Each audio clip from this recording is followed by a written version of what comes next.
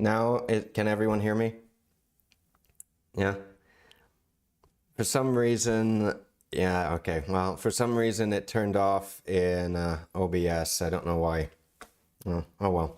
Anyway, I apologize for that.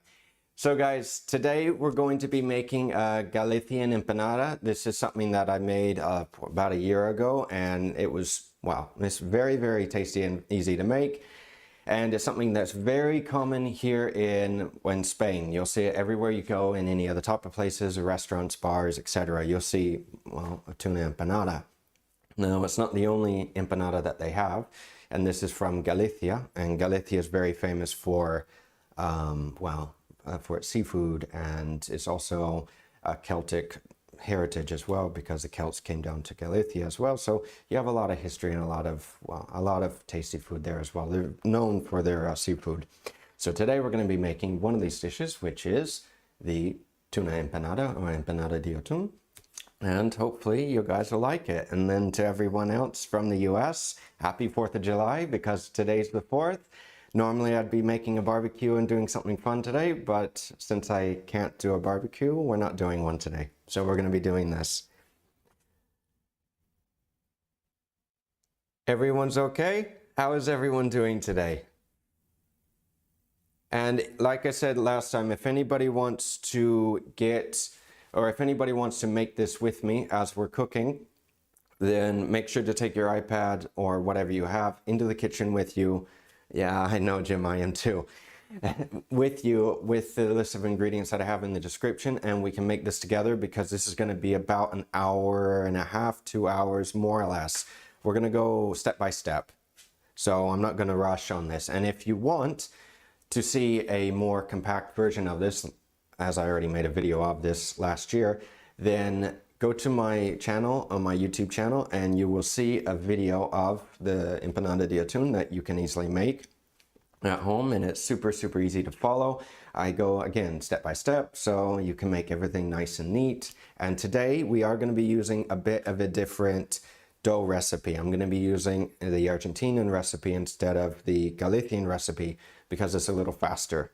So this is the only reason. And you can do both, and you can do either one that you want as well. Let's see. All right, so yeah, no, I know, Jim. Today, right now, seriously, I'm gonna have to get an apron, because I'm regretting wearing this right now. A cotton chef jacket in a hot kitchen with no air. Okay, so, boy, I really am regretting this right now.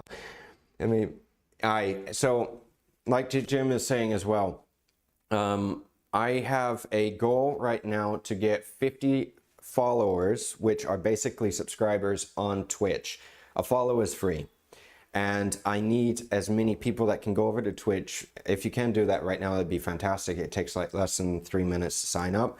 To go to Twitch, sign up if you don't have an account, and to follow me on Twitch, because once I reach 50 followers on Twitch, I can then get affiliated, which means monetized like on YouTube, and then that's it. That's the goal. It's a lot easier than YouTube, because YouTube was like 1,000 subs and 4,000 hours of watch time, which took me almost a year. So that was a lot of work. All right. Okay, Mom, you found it? Good. All right. So first we're going to start with the empanada dish with everything. So I'm going to start with the filling first, because we're going to do a few things that take a little bit of time. Okay? All right. Everyone's good today? Everyone's happy? Everyone's ready to go? Jim, you're okay? Okay, Jim. I'll give you a second.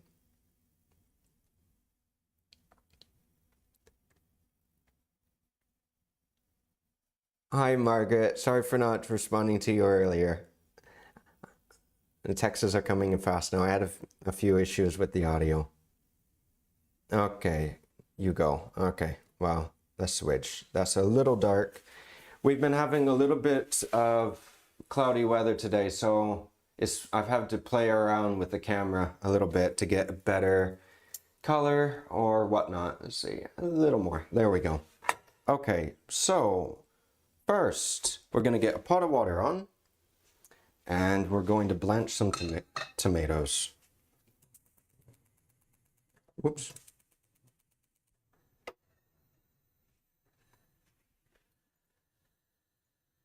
First thing when I woke up this morning, it looked like everything was going to, well, it was going to be a sunny day, and then at the end of the day, it turned out to be a little cloudy.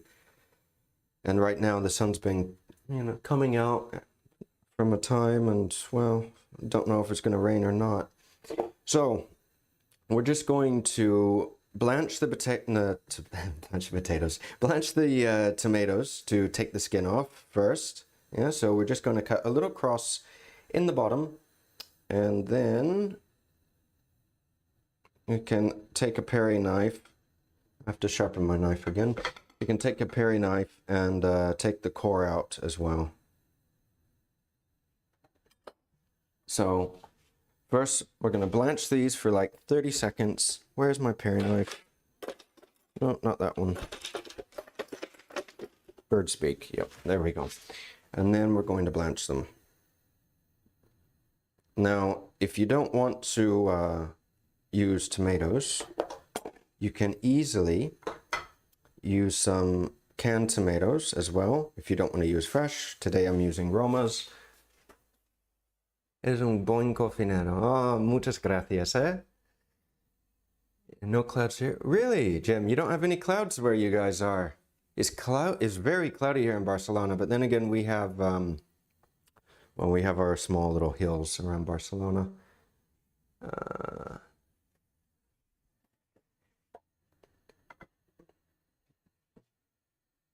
Now, when you're blanching the tomatoes, it's a good idea to have a little bowl of ice water to shock the tomatoes to stop them from cooking. Because if not, they're going to continue cooking and then they're going to be too soft. So first we're going to take off the skin, and then we're going to decore them, or take the seeds out. Just put those here. Let the water come up to a boil.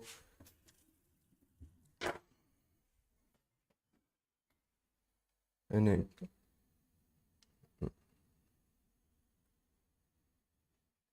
oh, she lives in the UK, Mom. Because, well, Jim's English, so the whole family lives in the UK. Well, I think the whole family. I don't know. Most of my family lives all over the world. It was 37 degrees? 37? Oh, yesterday we went to the beach. It was only like 30 in the car. But 37. Oh boy. That was a hot day. That's a hot day today. All right. What do I need to do next? Time to peel the onions. So, for this recipe, if you make a little more, it's fine, because then you'll have extra filling for, well, more empanadas. Or you can also use this filling for other things in the house. So we're just going to start by cutting a few onions.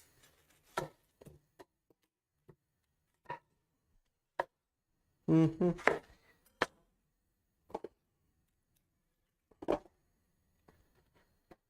when you see the amounts that we're making, I would suggest making a little more, because a lot of this will break down and volume will be a lot less after you cook it. That is a horrible onion. Sometimes this past year we haven't been getting the best produce with the confinement and everything. It's been hard getting some good produce. Let's see. All right, how are you doing, Mom? Is everything okay at home? Dad, everybody, the dogs? So, for the onions, yes, I'm going to cut them in Bernoise today.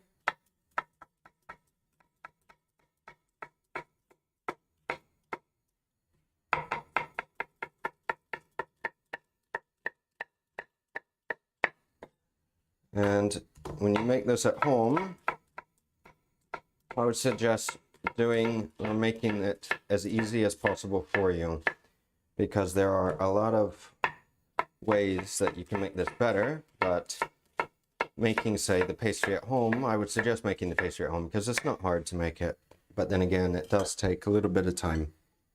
And let's see, because I don't want to block the camera. Put that here for now.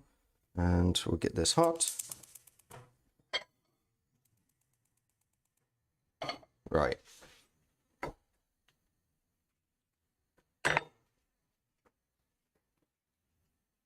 Hey, John, ça va? That's okay. Don't worry about it. Watching good. Let's see, pretty good.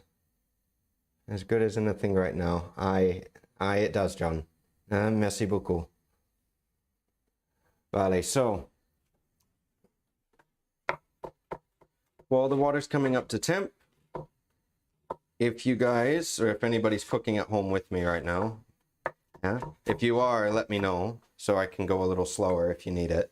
And if you need any help as well, then don't be afraid to ask me, because I'm going to try to pay as much attention as I can to the chat. Oh, it's a little cutting board. Right, so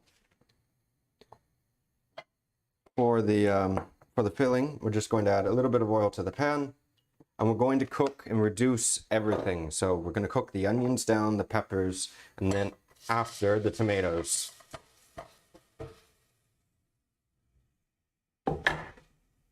And I'll show you guys in a minute what I'm doing. Just need to organize a little better. What? It's not. That? No. Wow. Wait a minute. We'll figure it out. I'm still trying to figure out the best position for the little camera, because this little webcam, if I had a better stand, then I could probably get a better angle on it and you can see a little better.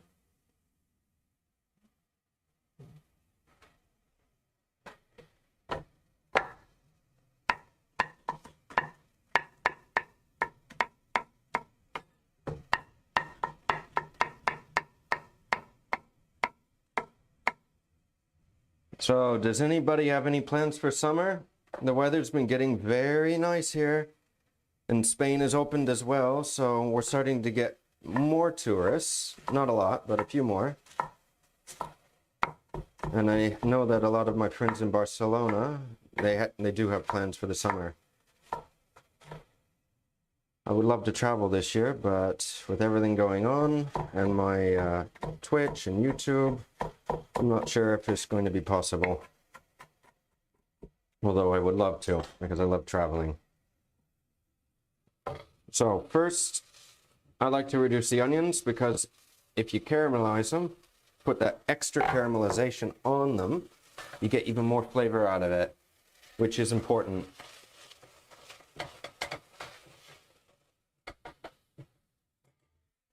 And put the lid on the water so it comes up to a boil faster. Oh, Jim, you're writing a lot. What are you saying? Let's see. Next time, if you will find him on James. Oh, thank you, Jim. Jim is the best. Seriously. And no, seriously, Jim, you are the best. Yeah, you help me with all the tech, and you are a great promoter. I mean, seriously, you do an excellent job.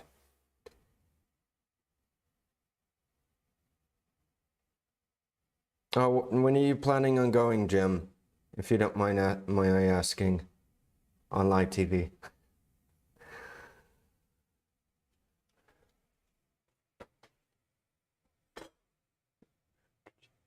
Ooh, you know what? Ooh.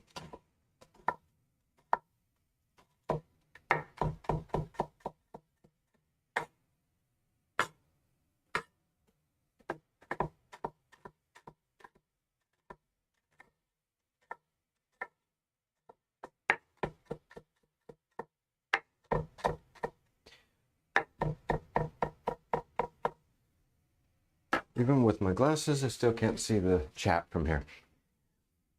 Hey, hi Emma, how are you doing today? We're going to be making the empanada, the one that you were asking me the other day in the chat on my YouTube channel. And funny thing, I was actually thinking about it literally the night before, about doing a live video with the Galician empanada. It's, you know, very strange, small world. When did James start? No, I just started. Just started. You're not that late. You're only You're only late by a couple minutes. It's not a problem. Again, I had a little problem with the mic because there's something that I need to check with the software. Hey, Jerry, how are you doing? You're sick? Oh, don't worry about that. You took the shot. All right. Well, I hope you feel better soon. No, it's not a problem. If you don't feel 103 is pretty high. If you don't feel better, I would go to the doctor if I were you. But seriously, because 103 is a bit high.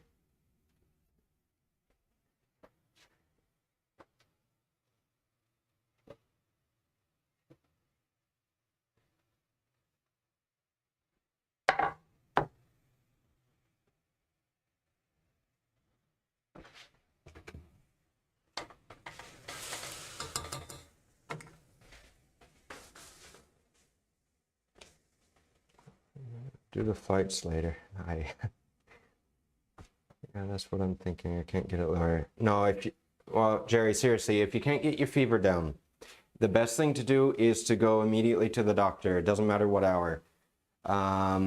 Even if you take a cold shower, if you try to relax, and again, it won't go down because it could be the reaction to the vaccine, and a lot of people are having this reaction. A lot of people. So it's best to seek medical help when you get this.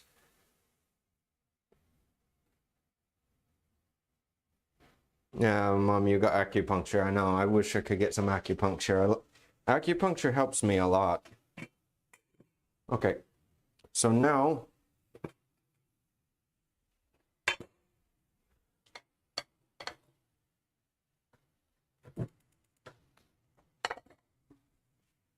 going to cook here.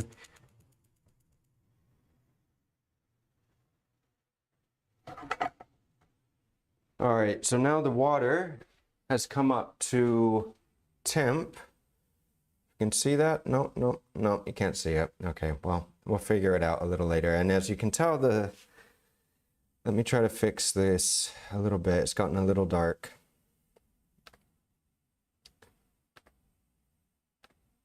Like I said, the weather here has been changing a lot today.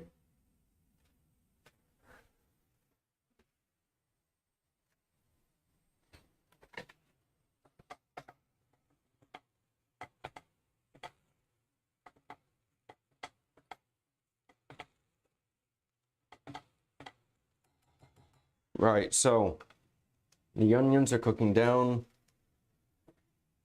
The tomatoes I'm going to put in the boiling water now, and you only need to count like 30 seconds, more or less, and then you put them into a little bowl of ice water.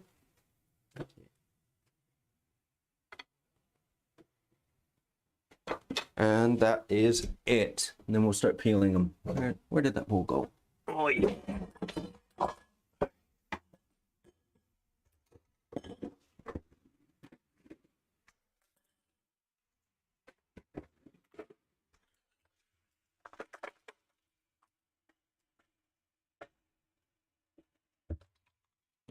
Right, little bowl ready. Onions are cooking.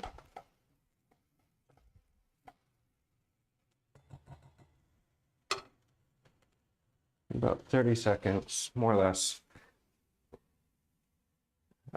Yeah, she is, Jim. On here at home, I have the account open.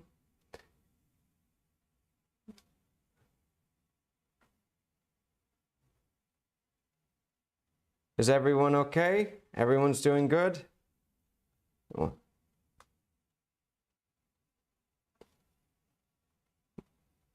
Is everybody hungry?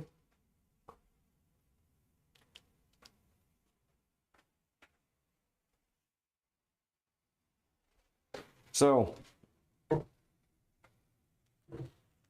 it's important that your water is at boiling when you put the tomatoes in, because if not, you're slowly cooking the tomatoes and you'll start to see the skin blister, which is important. Oh, full of food. Ah, Jim, did you crank up exposure? A little, not that much. I think I'm on exposure. 1 minute, Jim. I'm on, yeah, well, wait a minute. Let me turn that down and let me redo it. Because the gain, I'm not high at all. Is that better? That's only 50 gain. 5 max. It's at 4. That's 5. 1 moment. Is that better? Now I'm at 130.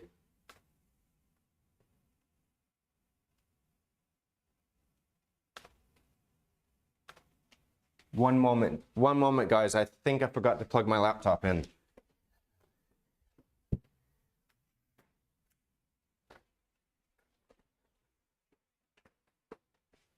Okay, now all better. I forgot with the extension cable. All right, it's okay now, Jim? Looks good? Right, and the tomatoes look like they're about done.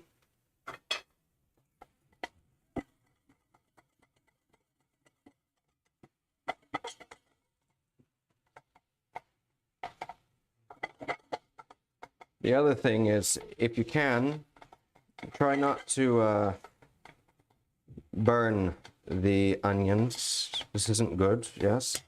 When you have a pot that's smaller than the ring that you're using, and the fire that you're using, the burner, it's very easy to do that.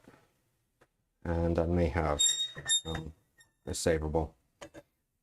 Right, so the little tomatoes. After you see them blistering, I'll show you one in a second.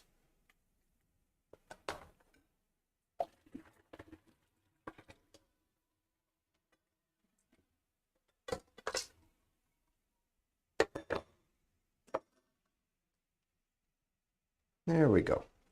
Let them sit in the water to cool down, and I'll show you how we're going to do this.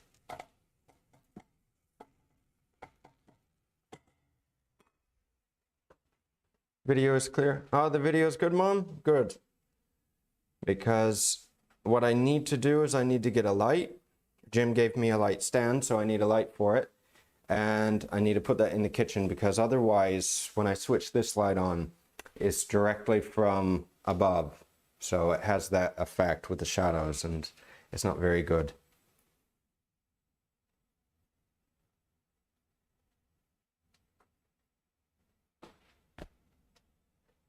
Whoops. Poco a poco. Yeah, I know. Little by little. Little by little, we'll get there. Okay, so move this. Move that here.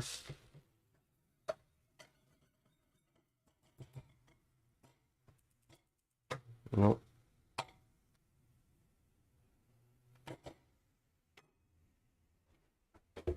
So when I mean by peeling them, I can zoom in on the camera.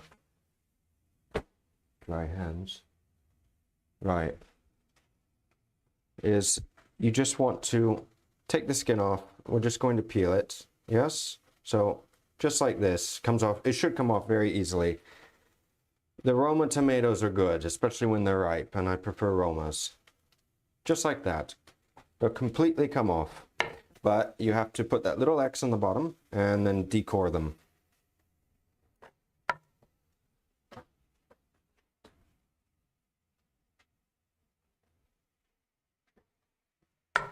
Right, so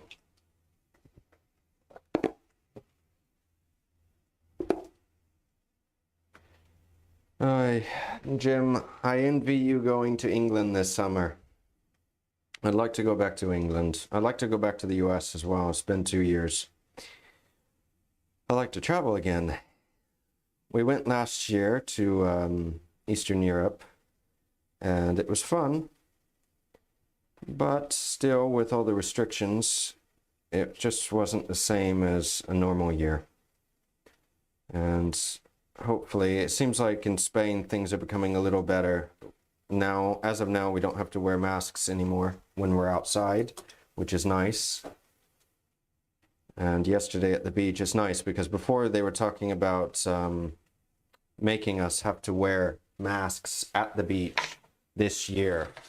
And if anybody knows, being on the beach when it's extremely hot in Spain with the mask while you're at the beach sunbathing and swimming and all that, it's not a lot of fun, especially even when you have distance, because people are not like next to you anymore.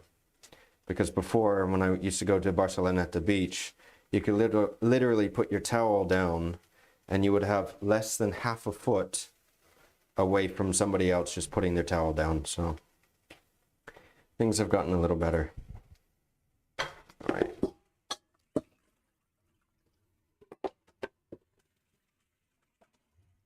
All right, that's done. These little tomatoes. I will change the camera in a second, but first I need to do this because otherwise I'm going to keep touching the computer with some wet hands. Right, so if you can see, and I showed this on my other videos as well. Quick way to take the cores out of a tomato. One, you can cut them in half like this. You can take a spoon and you can just scoop them out.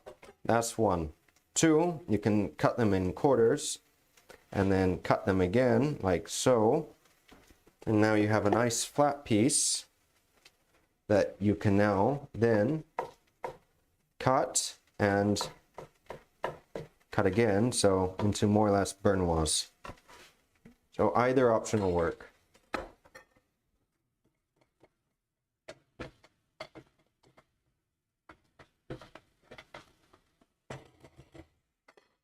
Right, now I need to work a little faster. Things are going a little too slow.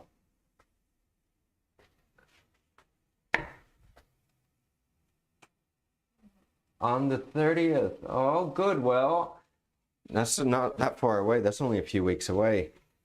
Well, I'd like to go down and see Jim where he is. This is one of the things that we have been talking about doing as well, to do a live cooking together.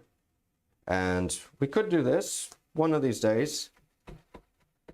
But I would love to meet you, considering that Jim talks a lot about you. And you know, Jim he's done a lot for me as well. He comes up, he's been coming up here like every other week to help me set up with YouTube and to help me set up with live streaming, and he's been a great help. I know, Mom, I wish you could come back over here. It's been a few years since you visited. That was when we were living in France. Time goes by so fast. We had a lot of fun in Costa Brava, France.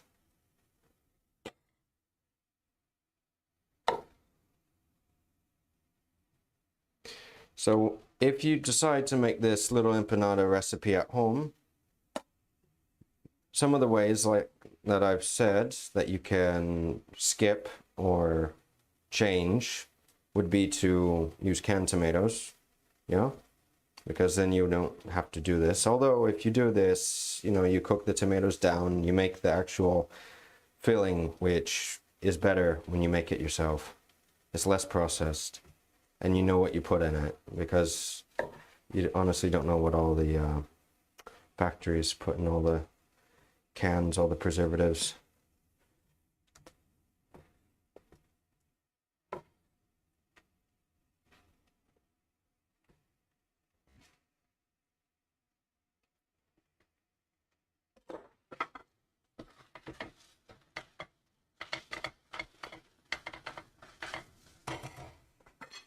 Let that cook. Well, who likes pies at home? Because I know that Jim, you like pies, no? You love pies, I know. And Mom, yes, I know you do too. Yes, I do too.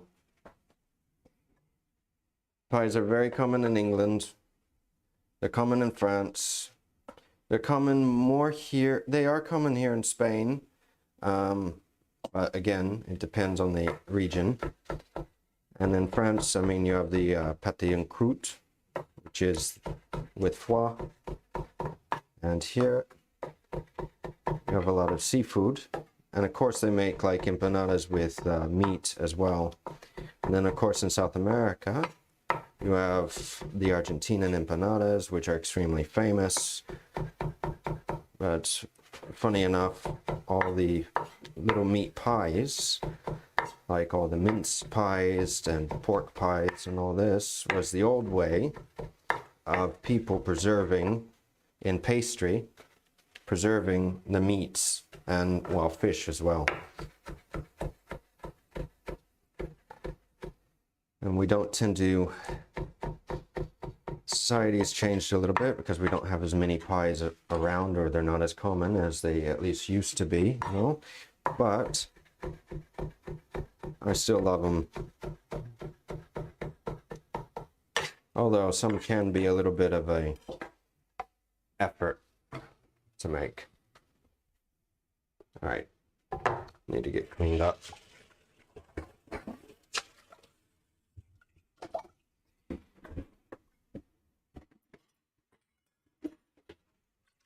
No, that's not gonna fit. I'll tell you what. Oh, I'll wash that by hand. Give this away. Rinse off the board.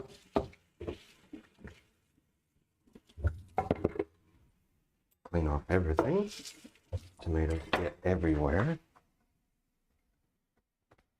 It's messy. Okay. Work on the rest of the tomatoes. It never ends. And answer some more questions. I love pork pies. I know, I do too. I love mincemeat pies as well. I really do. Because the mincemeat, well, they're not made with meat anymore. It's made with fruit. But no, I love pies.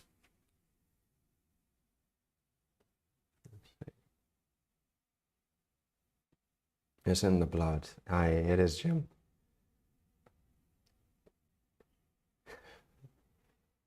Chopping knife that doesn't break the bank. Yeah, good knife, Margaret. Okay, well, I'll tell you what. I use Wusthof. Yeah, Wusthof, you can get a chef's knife with Wusthof for about $50, €60, more or less, 50, 60, maybe a little more. And the one that I have, they have different levels. So any of the German knives, Wusthof, Hinkel, those are good. Japanese knives, I don't have one just because they're a little, they're more for cutting, not chopping. But I would recommend Wusthof. And you don't have to get the expensive ones because the basic ones, it's the same metal content. It's just the difference with the handle and everything else. They make them a little nicer.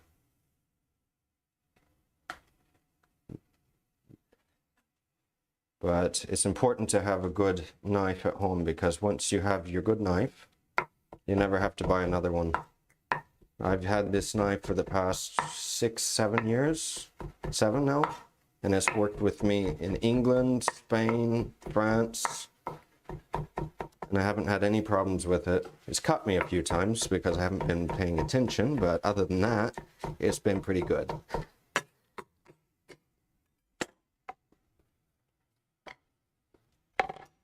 All right, now, technically, because I put the tomatoes in a bit early, technically you want to put, this is just me with the cooking, technically you want to put the peppers in after the onions, that way you can cook them down and reduce them more.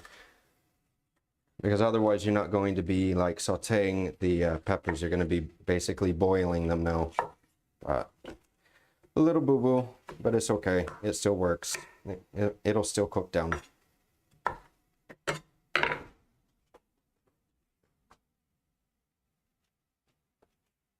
Big Jim make a good pork pie. No, Dad hasn't made pork pies at home.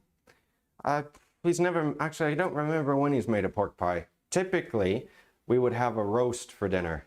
So we would always be eating like roast chicken, roast turkey, lots and lots of roasts or barbecue or anything else. Thanks, had mine for years and need an upgrade. Well, Margaret, I agree, no, I would. I'll tell you what though, if you want, down the road, I would like to get a nice Japanese knife, like a shun or something, but then again, when I actually see what I need, I don't really need it because, you know, it's just for something that I use every day, or I know. But if you get a Wusthof, I don't think you'll be sorry. I think you'll be happy.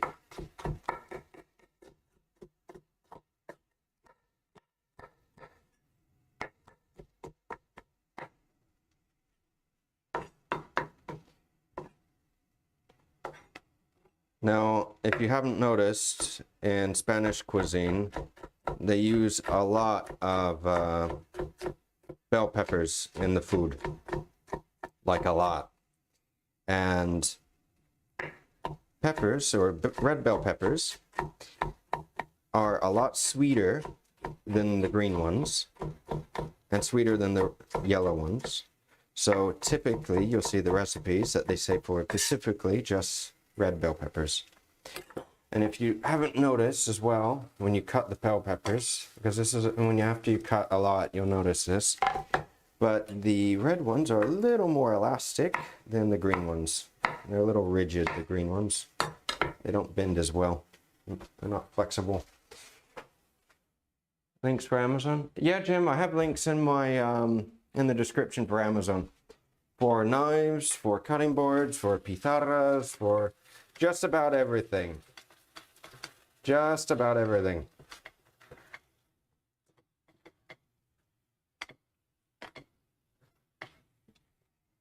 Let's see. Yes. Okay, so of course we keep cutting, keep chopping. I'm gonna add a little bit of salt right now to help break everything down. Keep cutting. Chop, chop, chop.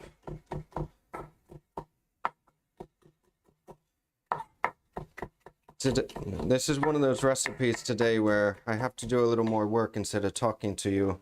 So if I go quiet for a bit, everybody, don't worry, yeah?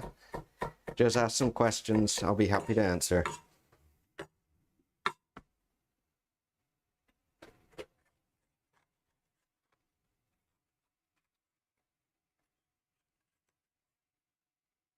There we go. And me personally, I don't mind putting the seeds in, the peppers, but some people do. I really need to get a bigger cutting board. This is a typical cutting board, a little one. And I can't stand them, to be honest. Well, we don't have a lot of space in the kitchen, as you can see, but really makes cutting a little hard. Whoops. Hey, Mr. McFluffy, how are you doing? I'm doing good. I keep having to adjust the lighting because the sun keeps coming out and then it stops and then it goes back. Still need to add that music. Yeah, I know, Jim. Well, we'll talk about that soon because I need to pick some tunes and everything to have, because otherwise then just, well, it's a little more like a normal YouTube video then with a little bit of music. Poonam's Kitchen. Hi, how are you doing? Say Kay's Cooking on YouTube. Kay's Cooking, that rings a bell. I think so. I think I have. I've been really busy, Emma, so I haven't been able to watch anybody else's cooking channels recently because on YouTube, because I've been like super busy. Been trying to do everything with Twitch. I'm doing good, Mr. McFluffy. Doing pretty good. How about you guys? How are you doing? How's England?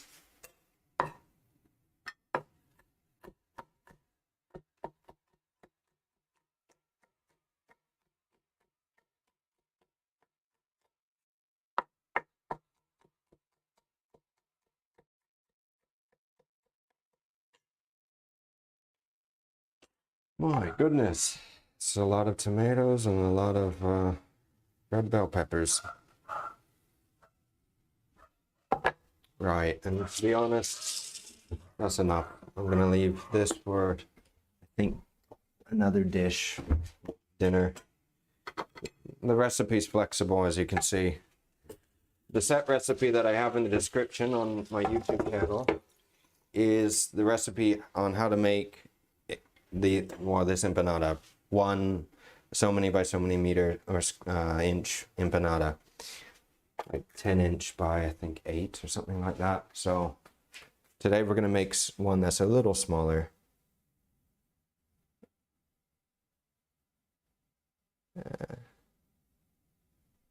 Where whoops. We lost the chat now. Oh, yeah, that one.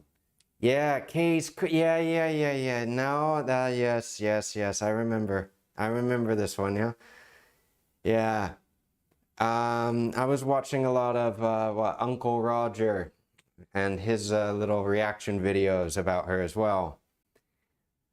He's funny. You have to admit, he's very funny. Cooking on Minecraft. Thinking what to stream tonight, and ran off. So you haven't seen cooking? Mom, you don't watch it, huh? You won't like it. It's not for you. Trust me, it isn't. Right. So.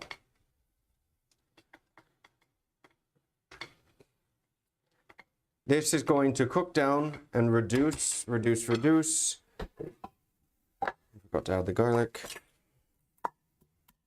So normally you add the onions first, then you add the peppers, then you can add the garlic and the tomatoes in. The way that I'm doing it today is a little crazy because I'm talking and not paying attention to what I'm doing.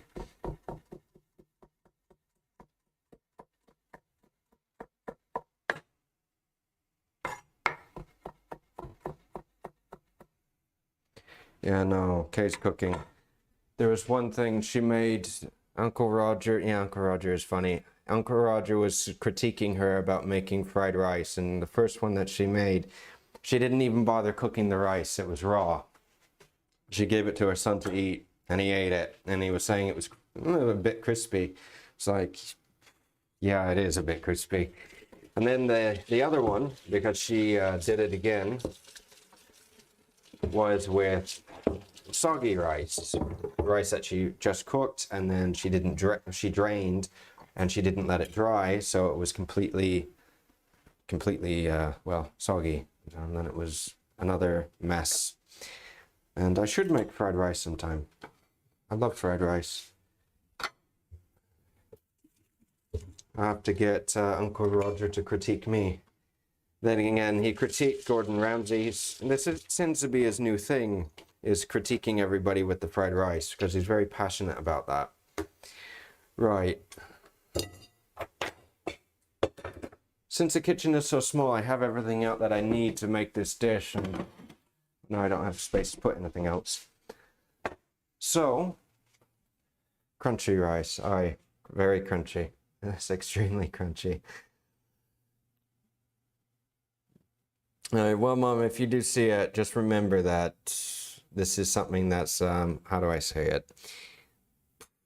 I don't know. It's a lot of it's just not, it's not something, for me, I don't like watching it. Now, she has to make a lot of money because she's gotten extremely famous, like very famous. Because if you see how many views that she gets, like almost every single video, and then the food that she puts out, and she knows better. She has to by now, because enough people have been telling her what's wrong. Yeah, she is. She has to be playing it. I know, blocks are lard. I thought she went viral before Uncle Roger, though, Jim. Didn't she? I honestly thought she went viral before.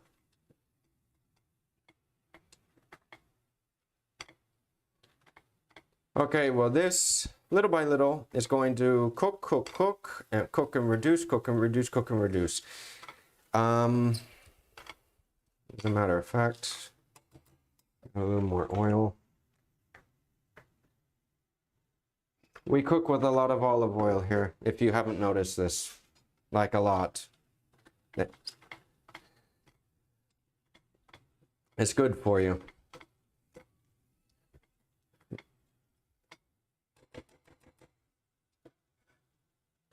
Right. That is cooking away. And while that's cooking, I'm going to start draining the tuna. So we can just get going. Dried spaghetti in the oven once.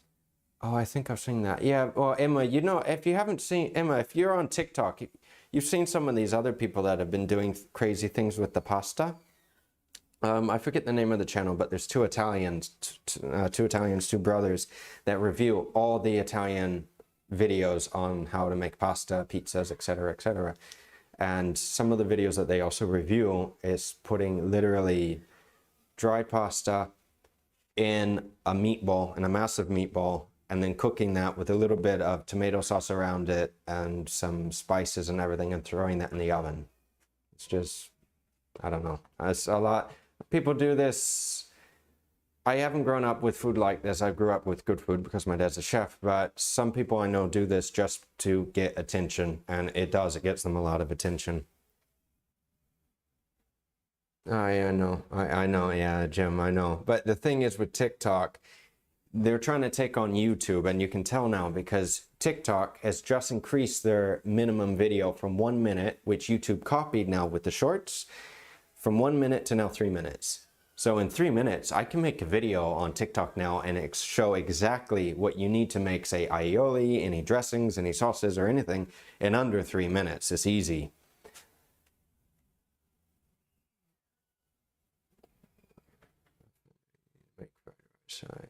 I put dried spaghetti in a fire. Roger, you need to make fried rice. And yeah, I know. Well, he's in England, Uncle Roger. He's in the UK. So I need to make some and have him critique me. He critiqued Joshua Wiseman, but then Joshua did a good job though, obviously, because he knows how to cook and he's a good chef as well. But then, of course, he has unlimited resources, so he can use a lot. Okay, so this is going to be cooking and cooking and cooking and reducing. I'm going to put this on low. We're going to drain the tuna, and then we're going to make the dough. And, right. Okay, well, anyway. Get that little bowl. Right, so if you don't want to pour the oil, or it depends, because this is in oil, so sometimes they're in water. It's not good to put the oil down the sink, so little bowl, little mesh screen, and I need a fork.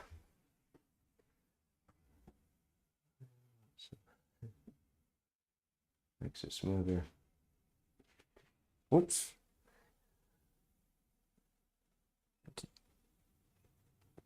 Zero flour for pasta.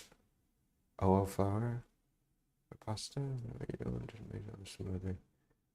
I make a lot of pasta. Hi, Jim. You have been making a lot of pasta. It'd be I need to make some pasta as well. I haven't been making pasta because I don't have a roller. I don't have a machine to roll the pasta out. So if I make it, I have to literally make it by hand. And I haven't done this for a reason. Yeah. I should be making some pasta because it's super easy. Yeah, we used to use a little bit of semolina as well. You use the semolina so it doesn't stick as well when you're mixing. 1 egg, 100 flour. See, yep, Jim. That's the typical recipe. That's the recipe that Jamie uses a lot. Jamie Oliver it's a 1 to 100. 1 egg, 100 grams of flour. Well, you know what? That would be good. Both of us making pasta on the live stream. And we can make something special. We can make maybe bolognese, maybe not. I don't know. We'll talk about it. There's so many different recipes. Now, one quick thing and tip about making the empanada de Galicia, yeah, is that traditionally, I should say, typically, this isn't, I'm not talking about the homes, at home making this, I'm talking about mostly the high-end places, the restaurants. When you're making this, it's best to get atún or ventresca de atún, yeah? Or in the, now I can't speak. The ventresca, which is tuna belly, is a much better part of the fish. I like it better. It's much, much, much tastier. It's also much more expensive. So when you get a nice empanada, you want to use like, and when you want to make a super, super, super nice one, you get the ventresca. But considering that, I think the ventresca is at, when I was looking at the grocery store the other day, I think it was at 42, 45 euros per kilo, I think, in Mercadona. It depends on, compared to like this, which is about 20, more or less. It's still 20 euros per kilo. It's still not cost effective. So it just depends on your preference. But if you can, I would say get the ventresca de atún, because you'll notice a big difference. And typically the ventresca or the tuna bellies come in more of a whole piece. So you'll get them in a nice little can jar, take out the pieces whole, nice and carefully.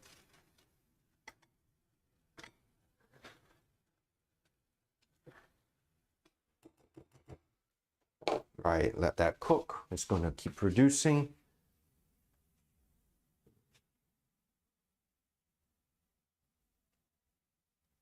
Oh, lots of comments. Where's the chicken? In a KitchenAid. Yeah, no, I would love to have a KitchenAid. I have one, my parents have one. I miss using it a lot. I can use it for a lot of things, making, you know, cheesecakes, making everything. If you want, check them out. My kneading difficult. I am well, a machine helps with that. Traditional with a machine to roll. You can machine, but you will need to finish and a little to check for texture, make sure it's not too wet or dry. Yep. Making pasta the thing you really need to feel. It's very true. Yep, that is. All flights booked. I just, because I haven't got the strength. It's true though. For you, then a machine would probably be best because it does take time. It does take time. It takes a lot of effort when you have to actually knead it yourself. Whereas if you have a little machine, it's super easy. I used to make a lot of pasta in the last place that I worked. I used to make all the pasta, and I used to have a mixer, a massive one, a big Hobart, so about this big, that I would make about 30, 40 well, not 30, 40, I would say about 15 kilos at a time, 15 to 20. And I'll be rolling pasta for the next like 5 hours with the machine on top of that, because I had the machine. So the machines are fun. You portion all the sizes. You have your little scale, your weight. You portion everything. Then you flatten them a little bit. Put it through the first pass. Then you crank the machine down a little more. Put it through the second pass. And then you have to change, depending on the machine, for the teeth to then cut it for like parpinelli or tagliatelle or spaghetti. It's fun. Well, besides Jim, because I already know, who has made pasta at home? Or who has made pasta before? Or who hasn't? Because I've made a lot of pasta. Probably not as much as Jim in my house, because I make it at work, so I don't want to make it at home all the time.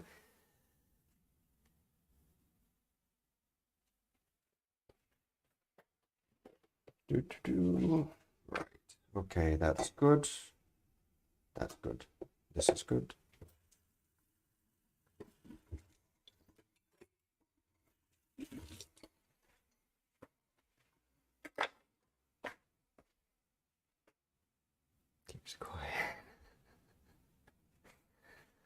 Hi. Hi, Jim. Well, please do follow the link above. Like Jim's saying, if anybody, because I'm at, as you can tell, that little tag is on 32 followers on Twitch. If anyone can, please go to Twitch and hit the follow button to get to that goal of 50. This is like very important for me. Otherwise, I wouldn't be asking. Because, well, I asked to subscribe and everything, but everyone has a Google account, so you don't have to make a YouTube account. It's automatic. Twitch is you have to make an account. It doesn't take anything at all. It's just a couple minutes to log in with the email. But this is something that's very important for me. So if you do it, I'd be very thankful. So please. And for everybody that have done it so far, thank you very much. Now, I started making videos before this whole conundrum, yeah? I started making videos, or I started making travel videos about Barcelona and about everything else. And I liked that. That was fun. It was good. But for some reason, I wasn't getting any views or anything. So it was a little difficult to keep going because I couldn't get any views for some reason on YouTube.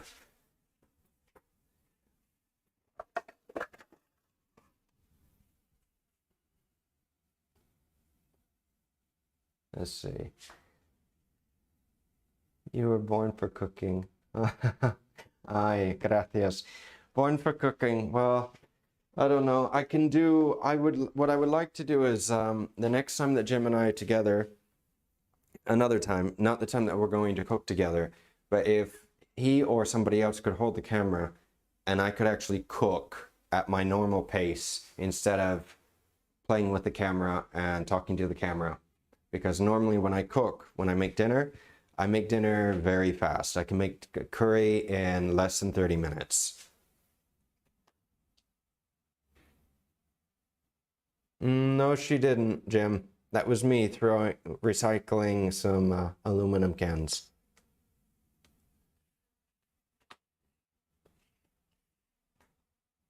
Used to love making pasta by hand, learned on my tips to eat it. Oh, really? I managed to make it consist. Sadly, don't make any old age and arthritis. Oh, I'm sorry, Margaret. I know what you mean. But fresh pasta, honestly, you notice when you actually make some fresh pasta, even if you freeze it and you cook with it, you still notice such a difference with the fresh pasta compared to the dried pasta. It's nothing the same. It's completely different, two completely different things. So yeah, if I get in the habit again of making pasta at home, or if I get a little pasta machine, I'll make pasta at home and I won't ever buy anymore because flour is a lot cheaper than pasta.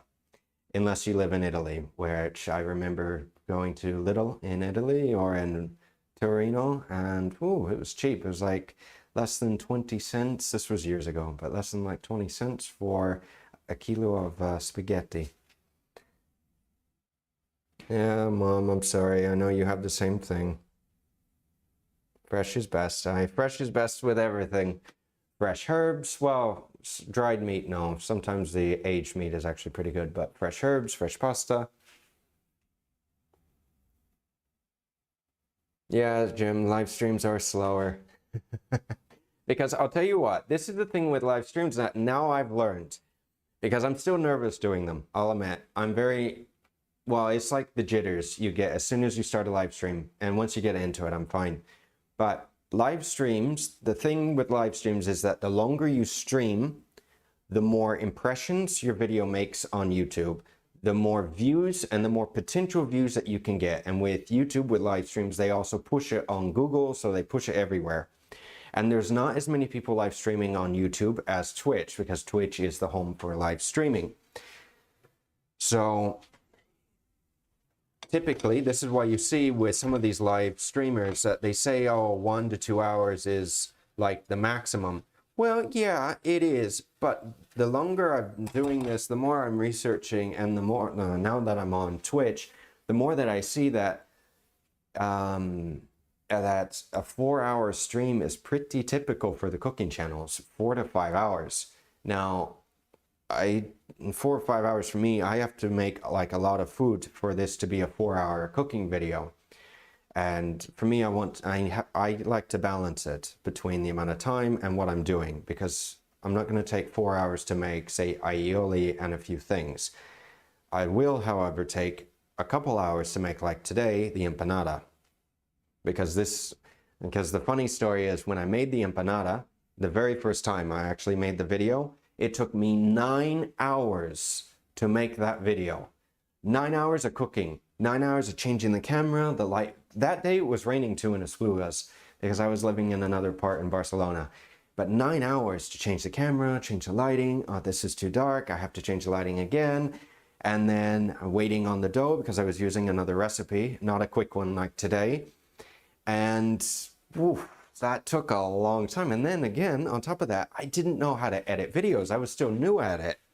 So I was taking my time trying to learn how to edit the videos, how to add the music, what to say, how do I explain it. Right. Now I'm going to taste. Just a little bit.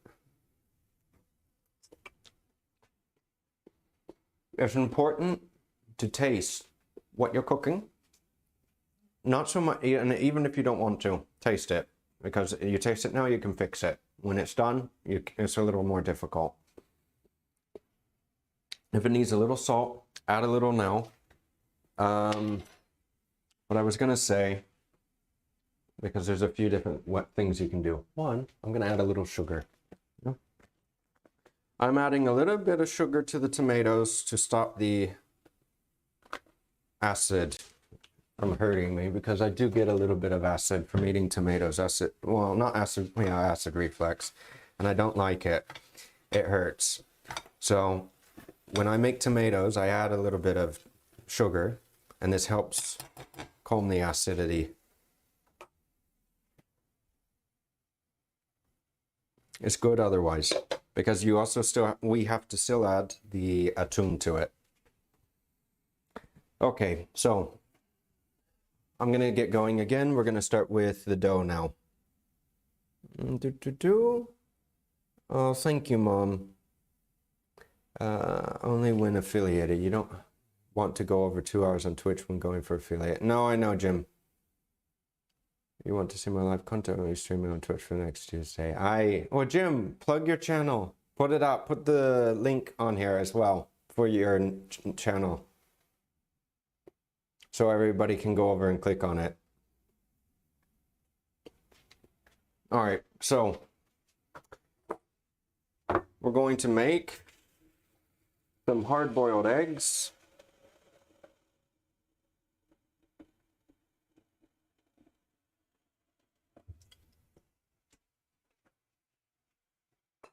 I'm going to put this on another burner.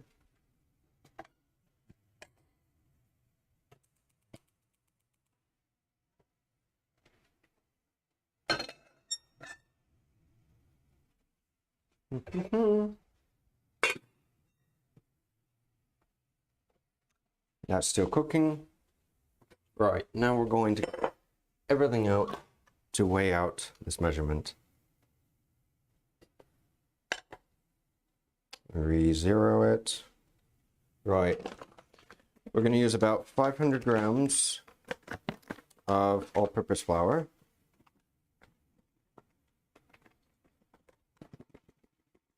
That's about 300.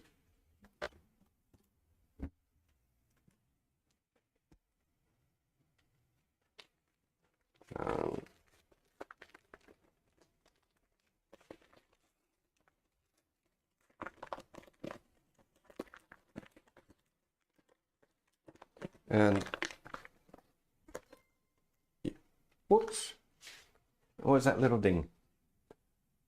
Oh, thank you, Margaret. Thank you very much. I appreciate it. We only have a few more, and I will be able to get affiliated on Twitch. Yes, it is super appreciated. And Jim, I can't, oh, I can't, oh, Vale, okay, well, All right, give me a second. Yes, give me a sec. All right, so about 500 grams. If you're literally 1 gram off, it's not a problem. A little more. Come on. Yeah, that's good. Okay. 2 over. Right. This is starting to... It's important to cook and reduce this mixture. Very important.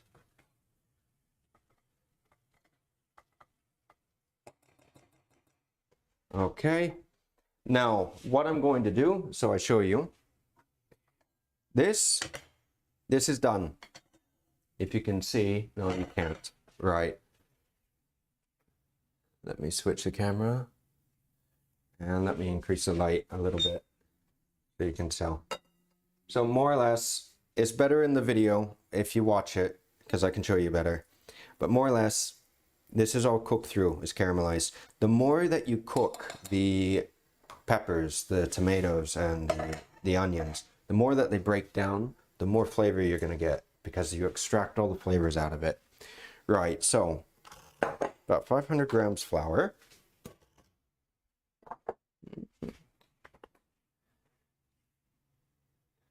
More features and better.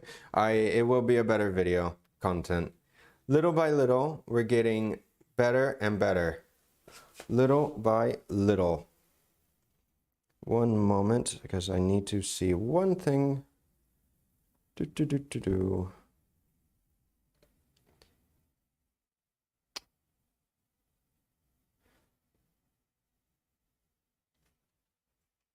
Right, okay.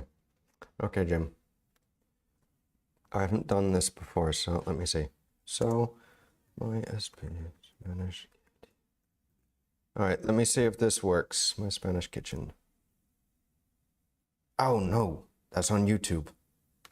Oops.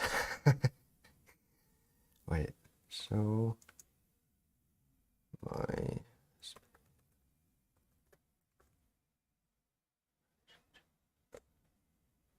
See? There we go. All right, so guys, if you can go to Jim's channel, he's already at 52 or 53 followers. Yes, he's done good. But if you can take that link, go to his channel and follow him as well, that would be a great help. Because Jim's helped me a lot, and it's important that both of us do well with our cooking channels, as we both want to do well with our cooking channels. Because if I do well, I can continue doing this, and if Jim does well, I can continue doing it as well. Yes, that's a lot of wells. No, Jim, it's not a problem. Don't worry. Yeah? All right, so dough. We have about 500 grams flour, about 60 grams of butter. Now this is the other recipe, the Argentinian one. It's technically about 6 tablespoons, 60 grams, excuse me, 6 tablespoons of grasa, of fat. If you don't have fat, grasa, then you can substitute butter, because the butter that I'm using is about 81% fat. It has a high fat content. The other dough that I was making actually it doesn't have any fat in it other than olive oil, but they put olive oil in the other one. But this one, we're not doing that, 60 milliliters. So we're going to add about 60 mil. Where are you? Oh, this is imperial. I keep getting turned around. Cup and a quarter.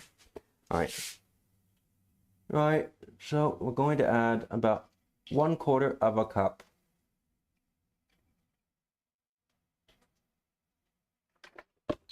of milk. If you need a little more, add a little more.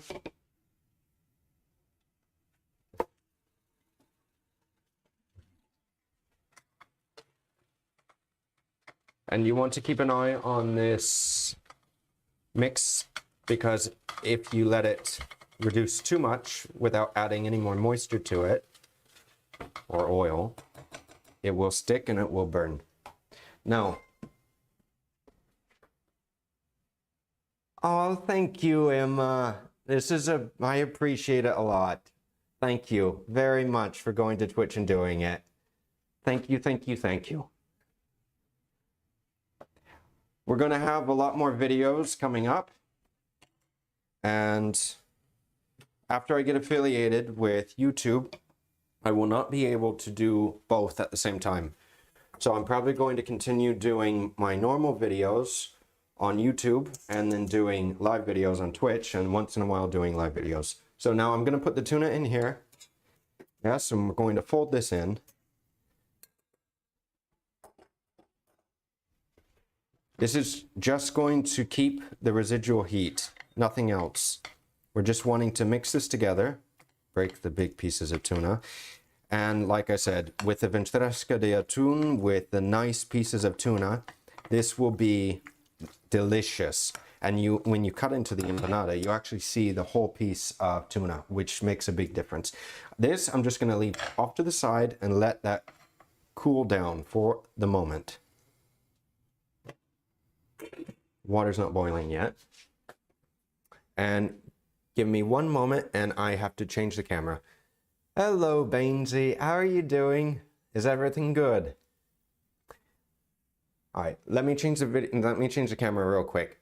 By the next live video, I should have this fixed. I apologize for it.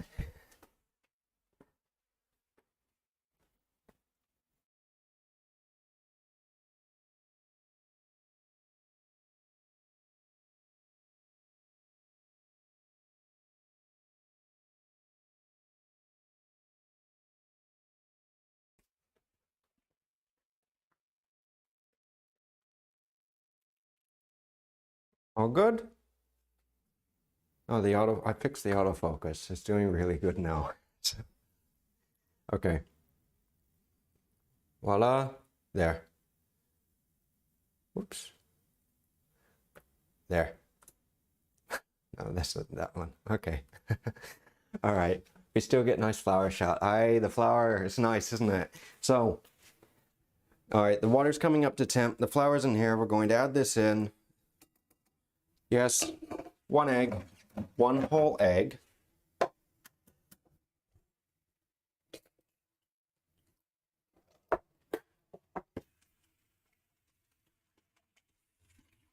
And if you need to add a little more milk when mixing, add a little more. If you added too much flour, don't worry about it. And if you added too much liquid, don't worry about it. Because it's all fixable. This is a simple recipe.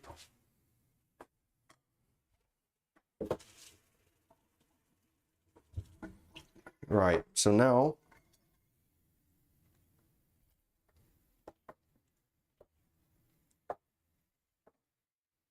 I'm going to work this in. And this wasn't actually my recipe for the dough. This was I did this recipe with the Argentinian empanadas that I made. And this recipe was given to me by one of the local empanada restaurants here in Barcelona. And it's a really, really good recipe. Four eggs will be fine. All right, and it's a really good recipe. Really, really, really good. And we actually went down to their local restaurant in Barcelona last year, and I want to go again because it is I'm serious. I haven't had such good empanadas for a very long time. And of course, they have some combinations which you will not. A little bit of vinegar and a little bit of vinegar in the water helps with the eggs not cracking. We're gonna make some hard-boiled eggs. So, water comes up to a boil.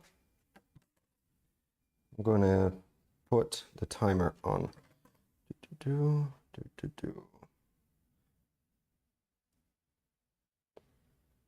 Nope, where's the timer?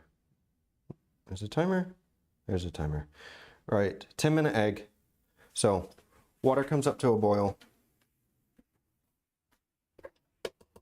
Water comes up to a boil, you put the eggs in gently, and you count. And this is room temperature. The eggs are at room temperature. This is another important thing. If the eggs are not at room temp, you're gonna have to adjust the time. Lard and butter and pastry. I thought it was way. No, lard and butter, Emma. It is. Lard's a lot better. Oh, thank you, Mom. It helps. It paid for the empanada. Thank you very much.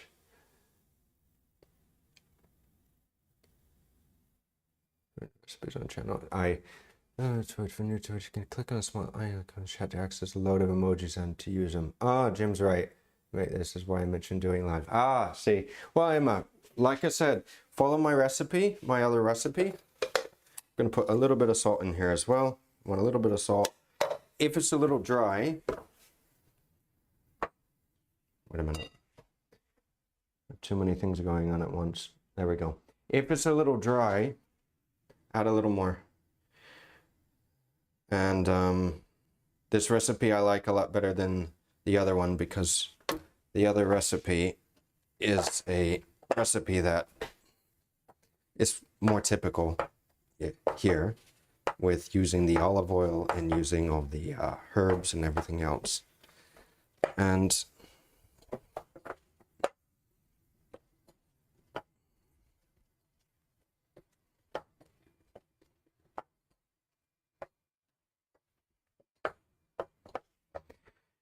if you have a mixer, it would be a great idea to use your mixer.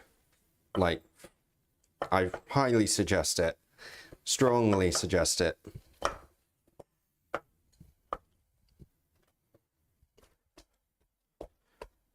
Right.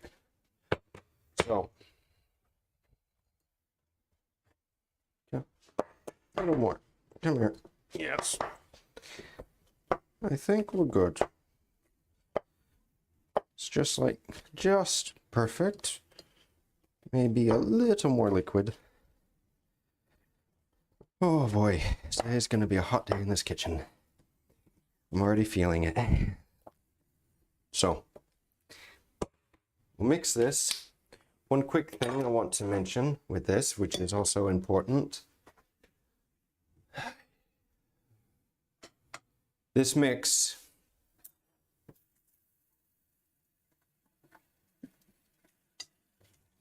is important to drain the excess oil.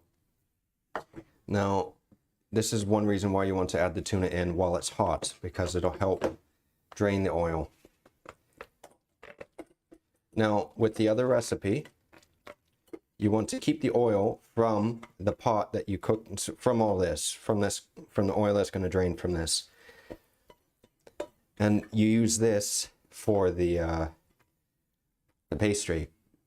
But since we're not doing that recipe, we're not going to use it for this, for something else. Now this will sit off to the side, where it's out of the way. Everything else is out of the way. And now, on a very small work surface, to make a little bit of room, so we have a little more room, I'm going to put this over here. We're going to clean this whole area, get everything out of the way, because otherwise it's going to make it too difficult to roll. Where's the paper?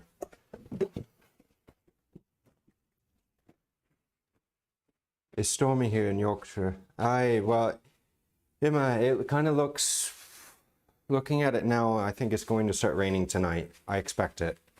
But then again, when you think it's going to rain here, it never really does.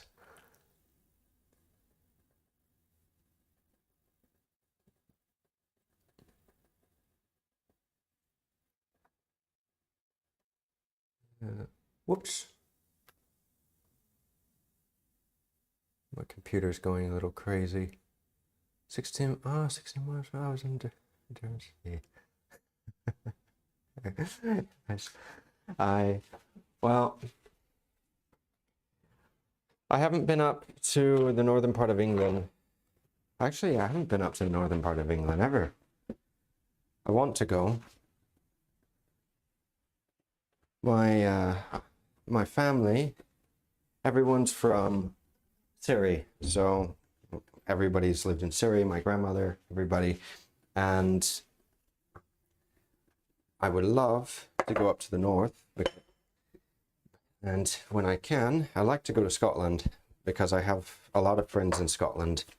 Still have a lot of friends in Scotland. Okay, so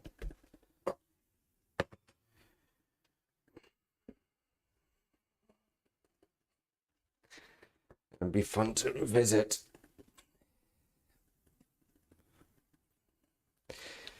And if you can get your hands on some lard or some fat, it'd be a lot better because for me the dough turns out a lot better.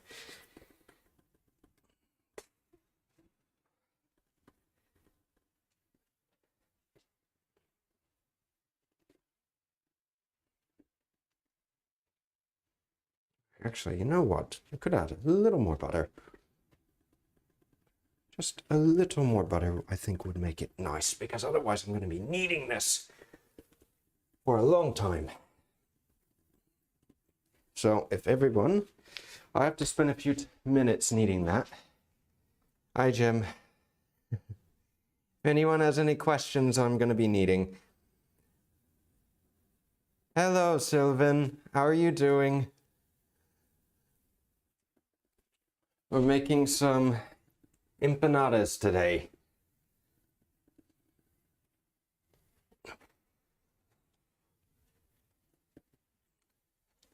See, the benefit to making little YouTube videos, pre-edited and pre-done, is that all this boring stuff is cut out. Now, you don't see me like for 5 minutes or 10 minutes kneading the pastry. I think after I get affiliated and after I get a light, I think I'm gonna get a mixer. It'll pay for itself with all the amount of work that it'll do.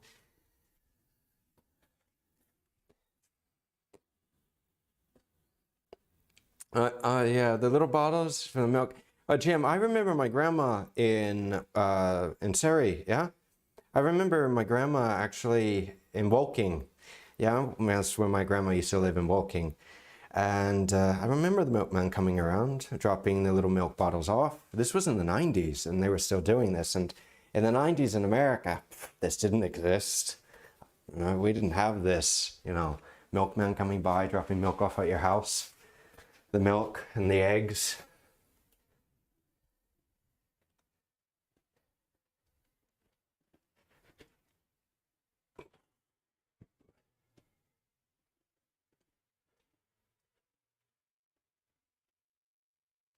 Do, do, do, do, do.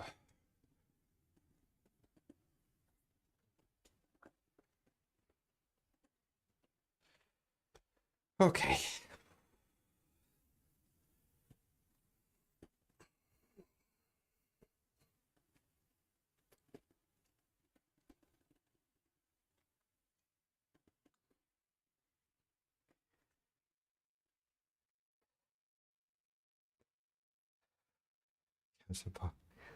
Yeah, you can still get the milkman now. Still. Ah, Jim. This is cotton. 100% cotton, yeah? And I don't have any air right now coming through the kitchen, and I have all the windows open, but there's no air. Oh boy. Yep, mixer would definitely pay off. Definitely. The only issue is I haven't gotten a mixer before because moving, you know, with I still have a lot in the kitchen, so moving with all this stuff, and everybody that's moved knows how moving goes, no? It's not something you look forward to, especially not when you have to do it multiple times, and multiple times in the same year. Okay, so we need. Oh yeah.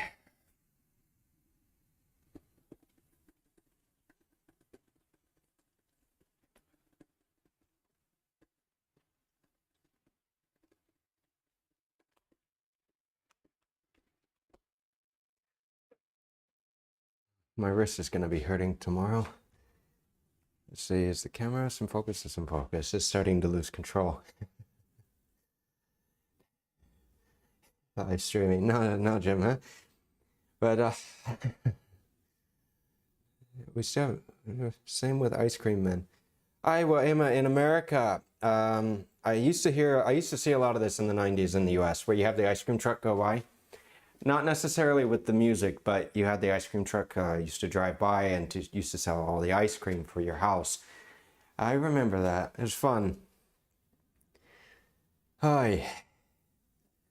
Yeah, well, Jim, I think later on, after I get affiliated, we're going to work on the next goal of getting a mixer.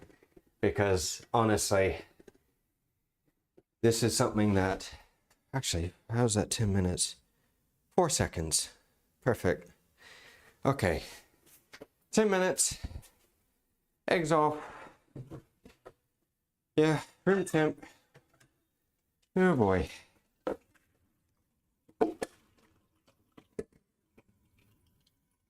Ice water, or I don't have any more ice. Cold water. Let this run under some cold water and let these sit. How cold is the water? Oh, it's pretty cold.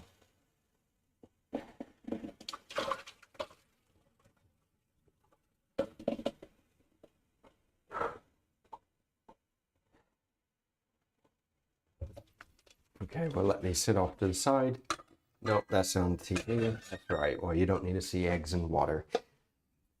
I wish I was there. Hi, Jim. I love kneading. I wish you were here too. Yeah, you could be kneading, kneading the pastry for me. So, give it a good knead. Yeah, I'm gonna say it's okay in a minute. So give it a good knead, and then we're gonna roll it out. Well, I used to make a lot of bread back home in the US because, well, we have all the mixers, we have the bread machines, we have everything. I used to make bread at least twice a week. My dad still makes bread like almost every other day, banana bread. Oh, and if anybody wants a good, but like a really good banana bread recipe, it's my dad's. I made it last year on my YouTube channel. If anyone wants to check that recipe out, seriously, it's a recipe that you should try. Yeah. So I would highly, highly, highly recommend, if you like banana bread, try that recipe because it's delicious. Should make some zucchini bread, actually. I was thinking about that the other day. I haven't made any. Right, so a little bit of lard would be better for this dough. Dad used to say if the ice cream man plays, it meant he had to run out of ice cream. You know, usually, Margaret, it's like if the ice cream man's playing his music in the US, it's to get all the little children to come to the ice cream truck. My daughter loves banana bread. I love banana bread. My dad loves it too. The problem is that, well, bananas, we don't buy enough bananas for them to go bad in the house, because the best thing to make banana bread is with like old bananas. So how am I going to do this? Right. I have an idea. Actually,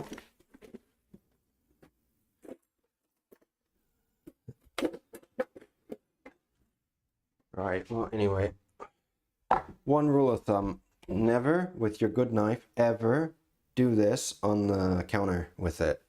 It's not good. Yeah, it's good. It's good. Very good. Okay. So what I'm going to do, actually, you know what? Because I'm going to make I'm going to do a few different things today. I'm going to make one empanada, a smaller empanada, a little smaller than the measurements that I have on the video description, because I want to make a few smaller empanadas like the Argentinian ones with the atún.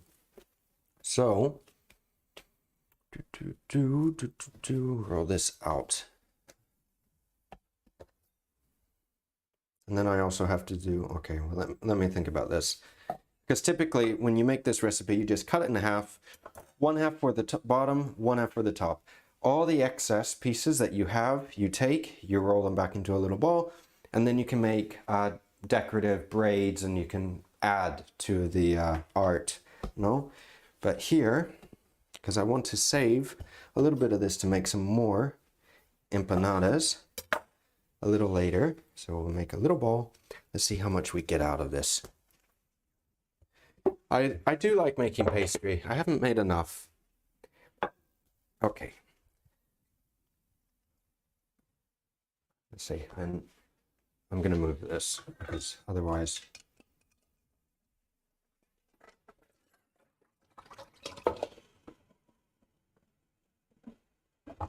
The best way to the best way to crack an egg is actually when it's hot, but it's going to go in the pie. I really don't, it doesn't matter if it's perfectly peeled.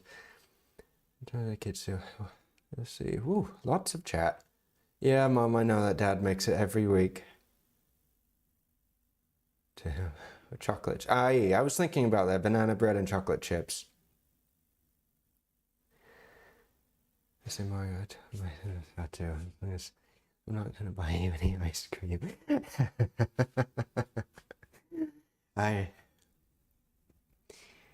Yeah, well, no, so, all right, the last stream that we did with the, what was it? With the salads, my goat cheese that I used, yes, the goat cheese that I took out, by the end of that stream, I left the log of goat cheese out, and sure enough, it was almost completely melted. So I haven't had that happen before because normally it's not like that. Is the oven on? I bet it's heating. No, Jim, I'm turning the oven on right now. Yeah. So everyone, this is going to be a little slow today because of obvious reasons. But anyway, it is what it is. Let's see. The light's okay? Yeah, the light's okay. Let me switch cameras. Little better, no? A little better. Okay. So this dough is very pliable. It's very good. It's excellent. The trick for this dough, yeah, is to roll it flat. Is to roll it thin. Not too thin, but thin. Because nobody likes a thick, pasted, like pie or empanada. Whereas only the dough... I don't like this. Another trick, if you don't want to use your marble or your granite countertop, is to take a little bit of oil or a little bit of water, to sprinkle some on here, and then to put some parchment paper down so it saves the mess.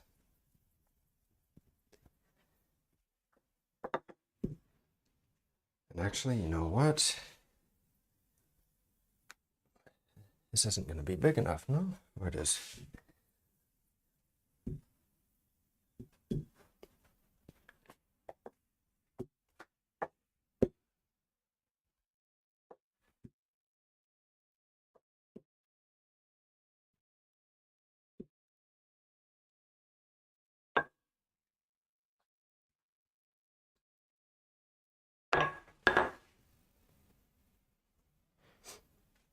If it breaks on you, whoops, if it breaks on you, then it's a little too thin.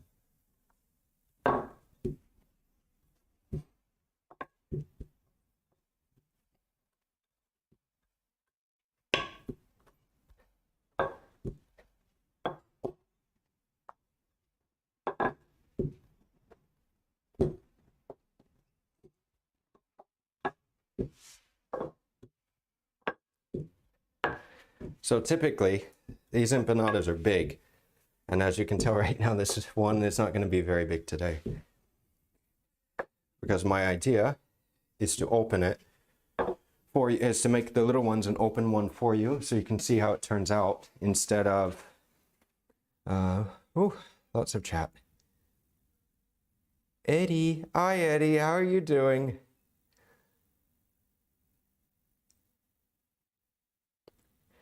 Yeah, Jim. Jim, trust me. Well, you have the pool. You're lucky. And you also have the beach next to you. You can go jump in. Me, no. The only thing I have is the shower.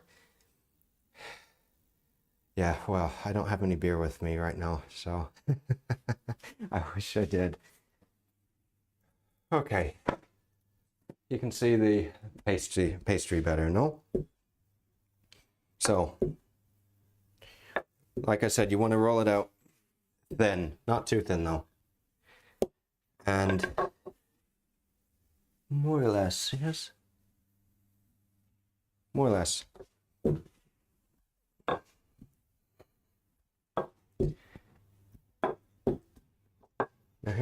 Now here's the thing.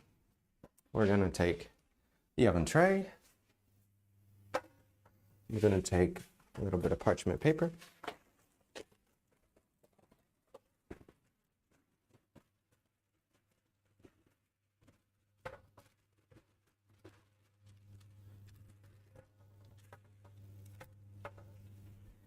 And I'm gonna try to get it a little smoother. You should have, like I said, you should have seen me for the first video that it was 9 hours, because I was making that big one and it took me a long time to roll it out, especially in the other kitchen, which was a little smaller. Okay, good. Okay, now gently, I need my spatula. I use my knife.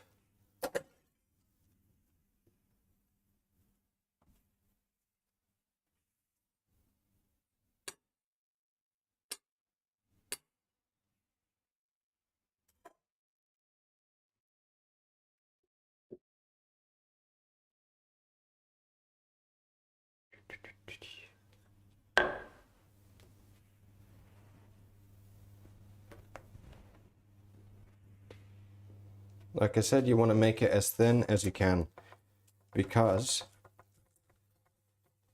when you think it's for the empanada dough or the pastry, when you actually see that and you think to yourself like, oh, it's thin enough, sometimes it isn't.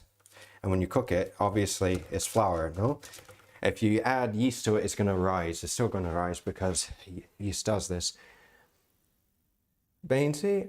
Oh, that's okay, Bainsy. Not to worry. Have a great rest of the day, man. Take care. Hi. All right, so one more. Actually, no. A lot more. Okay, now for the top. If you need to put a little flour down, do. If you put a little butter down as well, that would also work. Yes, so it doesn't stick, but this is like putty. It's very pliable. Okay, now for the top.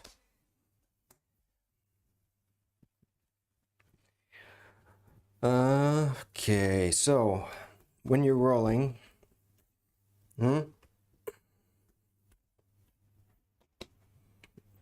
trying to make a rectangle, more like a rectangle. So if you flatten the top piece, it'll help.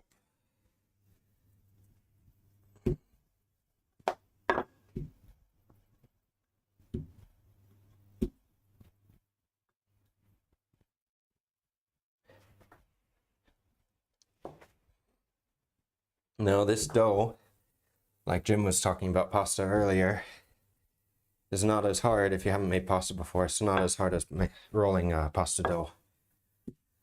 Because depends on the quality or the pasta dough that you're doing, but normally mine was a little dry. Yeah, and pasta dough typically is dry. You have to really roll the pasta dough.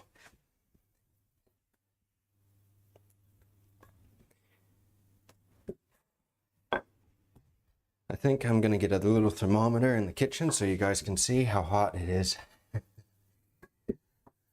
Aye.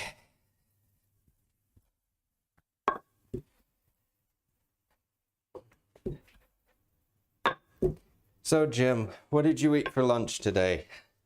I'm curious. Boy, let's take a break for a second. Whoops, no, Windows, don't do that. There we go.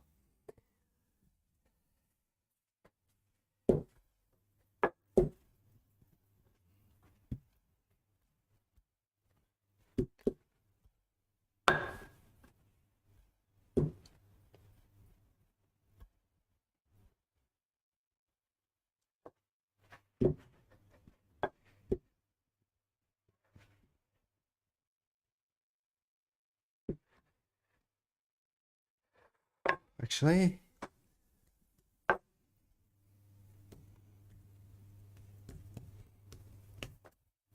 going to be a little thin. A little too small. Not good. Not good. Well, no, it's okay. It's okay. We'll make this work.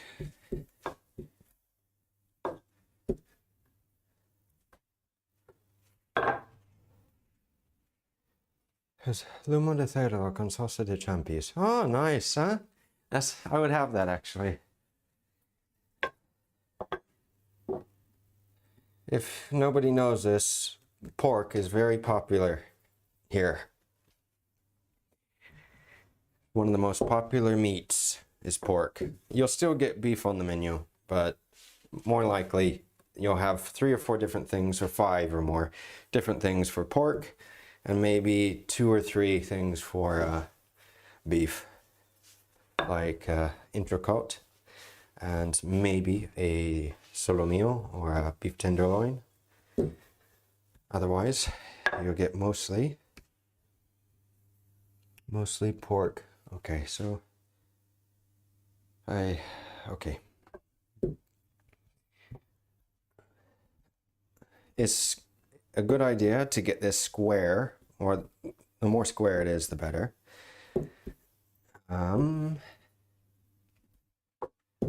another trick is when you make the bottom piece, you want the bottom piece to be a little bigger than the top. So when you fold the sides, it'll be a little easier to braid it, to braid the edges.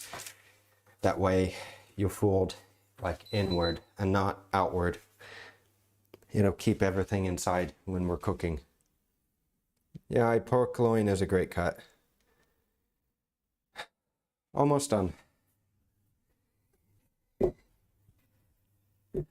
Next time, Jim, I think the next live video is not going to be so labor intensive. I might do something else. Maybe fish. I was thinking about making a seafood paella, a normal paella here, because I haven't done another one for a while. They're a lot of work, and they're not, it's the paella. So to make a good one, you put a lot of love and care into making one.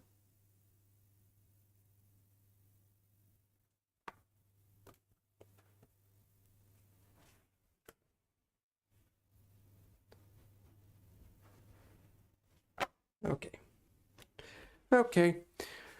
All right, we are almost ready for the first empanada. And it's gotten dark on me again. Ay, the weather today. Okay, so you guys can see this more closely. I will take this top piece .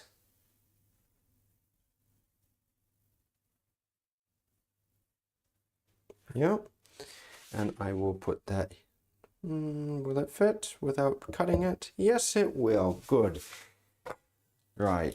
I'm going to take this piece, and I want you guys to be able to see this. Okay, so my idea is to make it a little smaller today, because the normal size pie will be about the size of the baking pan. And today is going to be more or less the size of the cutting board. A little smaller. So now, no.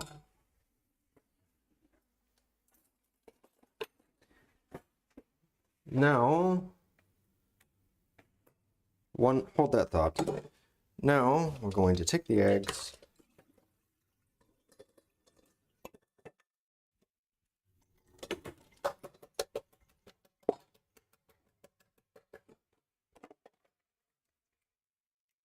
If you want to chime in, Jim, on anything, now's the time to do it. I still have a little bit of prep. Lots and lots of prep.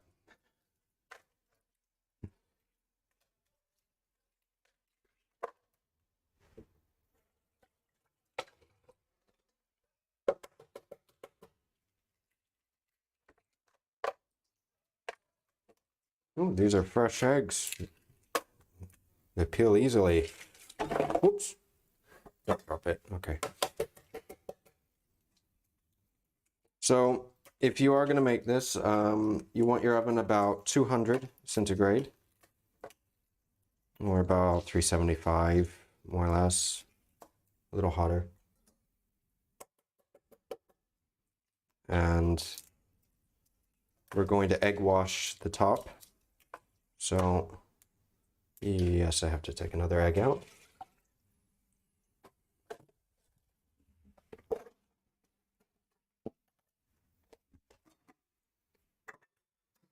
My cutting board here.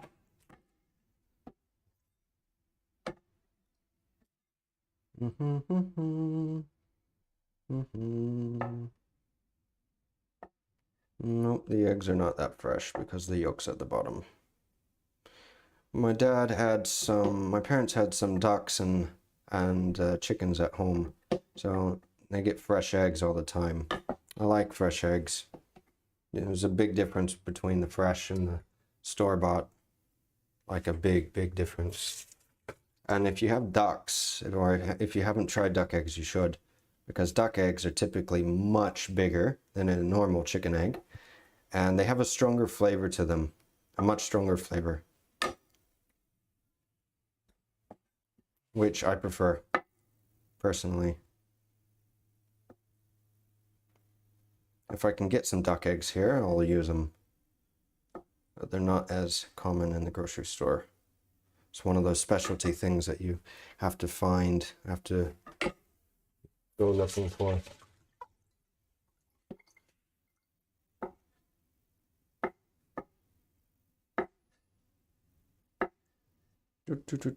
Almost. Okay.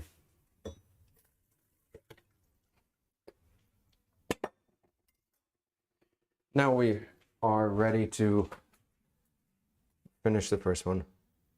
Oh, Emma, you have gas. Oh, this is good. I prefer gas. It's much better. When is it going to make her appearance?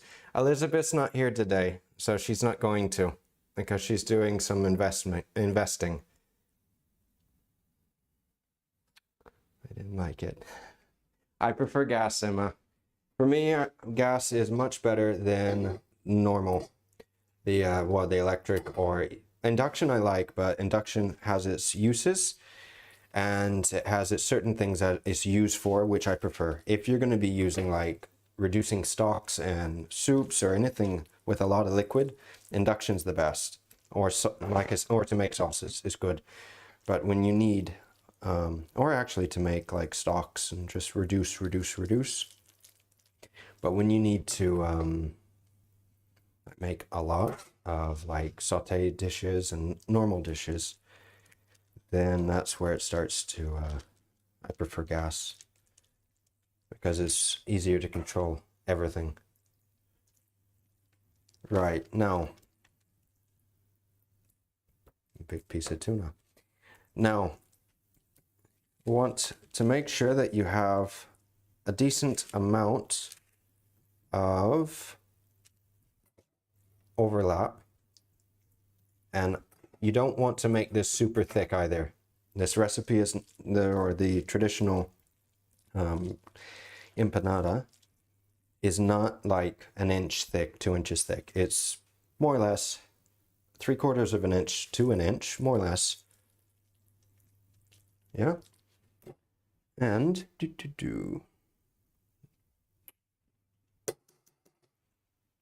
And now we're just going to put a few little eggs on top. You can cut the eggs up as well if you want. You don't have to slice them. Cheese slicer, or not cheese slicer, if you have a little egg slicer, use it. Or even if you have a little cheese slicer with the little wire, that works really well as well. Okay, we're just going to put these on.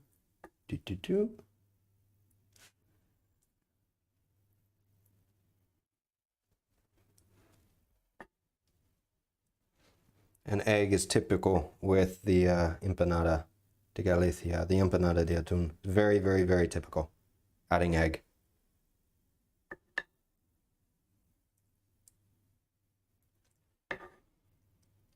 Okay, one more?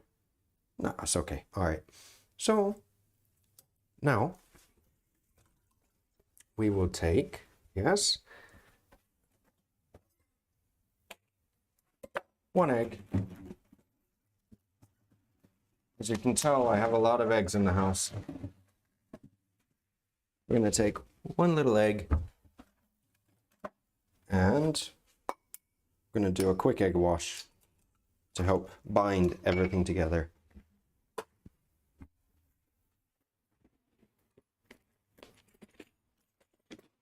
Is everybody still with me?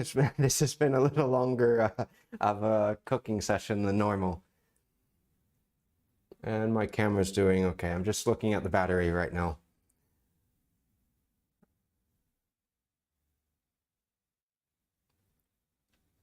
I agree with you, Jim. Electric drives me nuts as well. It does. Electric burners drive me nuts too. I'll add, you can add a little bit of milk, add a little bit of water, mixy, mixy, mixy.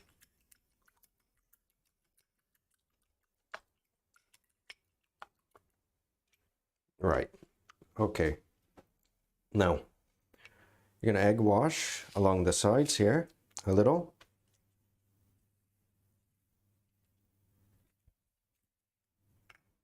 We're gonna take our other piece of dough, if it's not sticking to itself, as it is, and we're just gonna try to lay this on top as best we can. Is it gonna be big enough? Yay, it is big enough. Okay. Now, we're going to stretch the dough as such. This is the time for the Perry knife.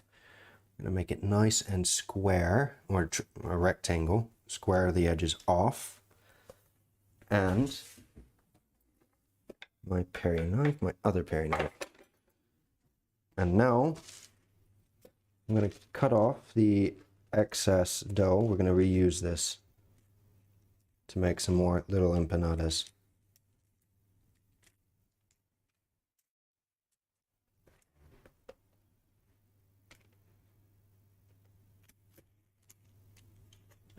And if anybody has any questions, ask me, don't be afraid. I'll look at the chat. I'm just paying attention to this right now.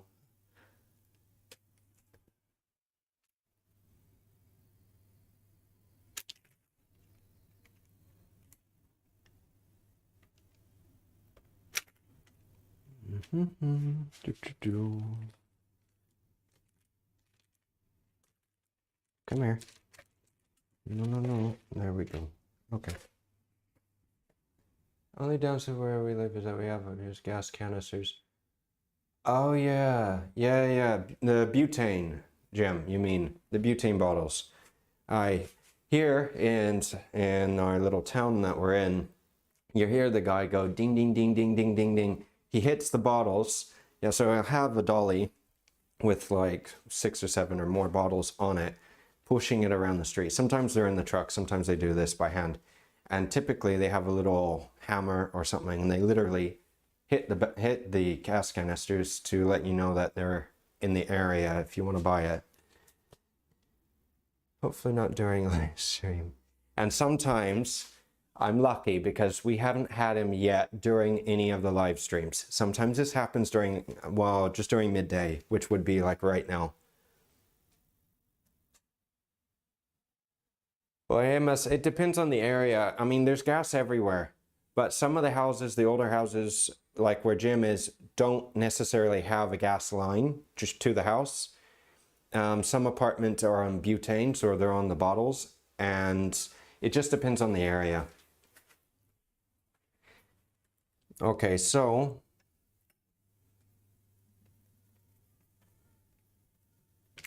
right now, it's a good idea to take off any of the excess pastry. Like if there's way too much pastry, take it off. Because otherwise it's going to be too thick when you fold it. Okay. A little more around the edges. Voila. Square off a little more of the edges.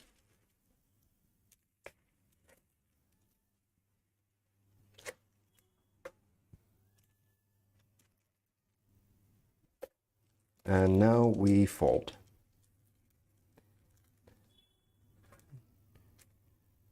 And I don't know, you guys probably can't hear it because I have noise reduction on, but there are some kids, because it's so hot, what the kids have been doing in the town or in the area is that they've been taking their hoses during the day and while having, like, you know, water games, water sports outside, spraying each other in the street or on the rooftops because it's been so hot this past few days. Now, when you do this, it's important to take that little lip from the bottom and to fold it over the top. This helps prevent the juices, because there will be some, from running out, because, like I said, they will.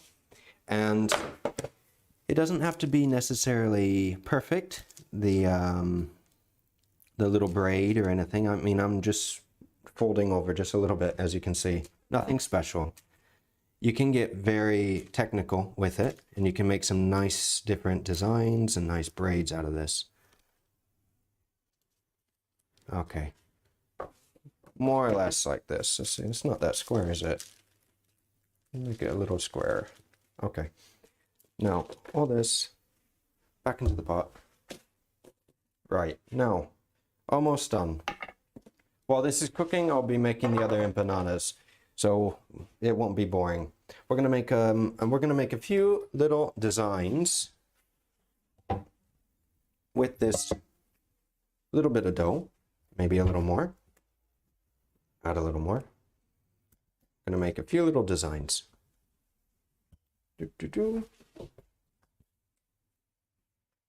I apologize, everyone, if this has been a little long today, because this is making an empanada. Yeah, no, this is true.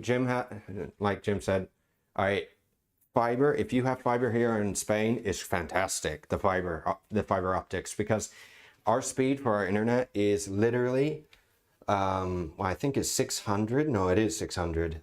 Uplink or download speed is 600 megabytes per second, and then upload is like 500 something. So it's good. It's very good. It's actually a lot better than what it was back home in the US.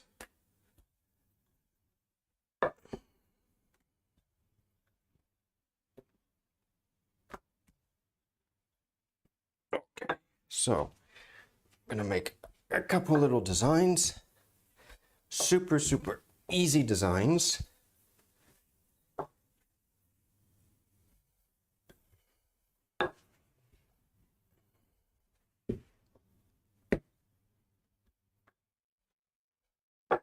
And how is everybody liking this so far?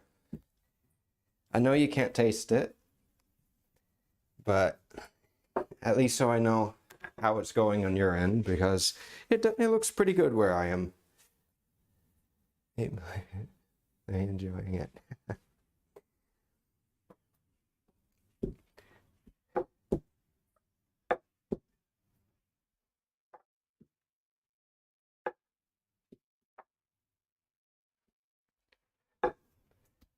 When you're making any pies or anything, and everybody who's made pies knows this, yeah? And if it's your first time too, especially, it's best to go slow and take your time, or if you haven't made them for a while, to go a little slow and take your time. Like with everything. Because the pie, or this, literally you have to, it's nice to put a little design on it, so when people look at the design, they'll go, oh wow, that looks pretty, doesn't it? That's such a good pie. Okay, I'm gonna do 4 lines, 4 braids. All right, so everybody that got onto Twitch today, Margaret and Emma, thank you very much. Seriously, thank you. It helped out a lot. We just have a few more to go, and that's it. I think I have to do 2 more live streams after this because you have to do a minimum of 8. And that's it. And a few more followers.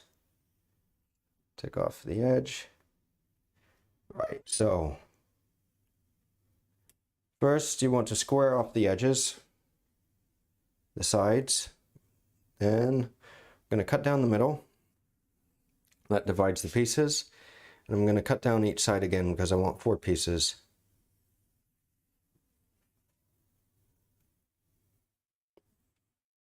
Okay, now on top of that,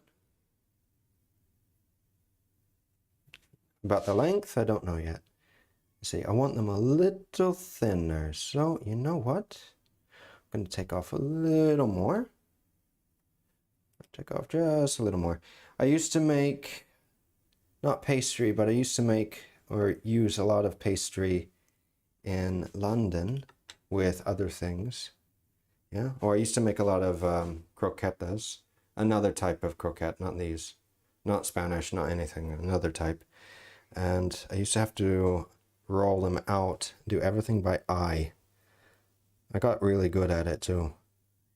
Because you, like anything, you get very good at things once you have a lot of practice. And we used to have a lot of practice. Ooh, a lot. Okay, so. Right. So if you guys can see the blood, can't, no, sorry, can't swear on YouTube. The light's good, not that good. Okay. So a simple little design. Just going to take this and then we're going to weave. Do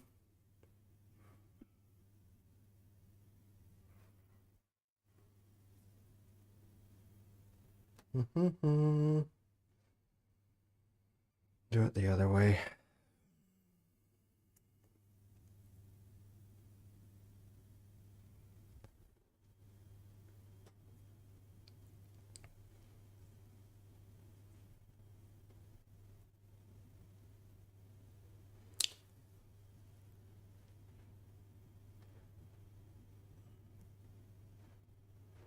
Oops.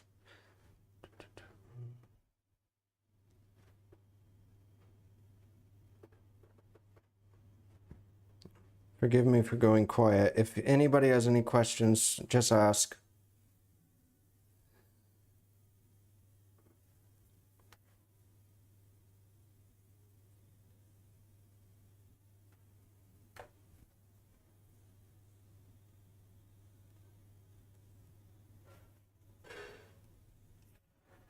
Today is one of those more relaxed days while making this.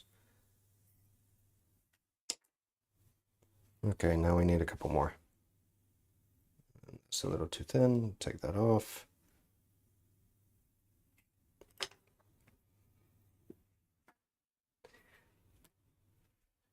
Benefit to making a small video on YouTube compared to live.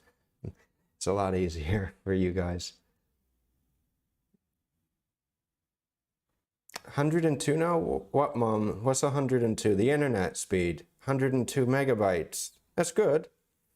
That's good. Oh, thank you, Margaret. That's not a problem.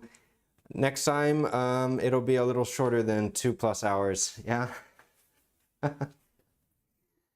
Have a great day, Margaret, and take care. And thank you again for getting on Twitch.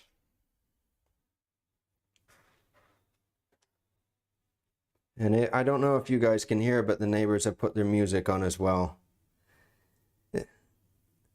Because today is obviously one of those days, isn't it? Everybody's enjoying their Sunday.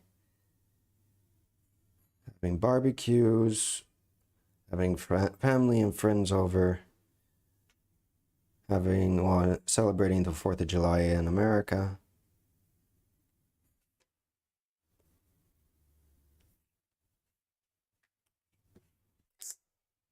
Okay.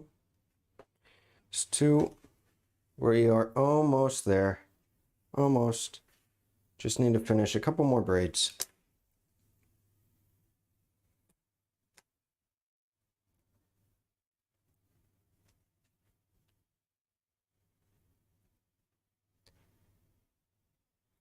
I have, when I was thinking about making this again, I was thinking to myself, oh my goodness, it can't take another 9 hours. And, well, I think we're going to be a lot better this time. It's only been 2 hours. We're almost finished.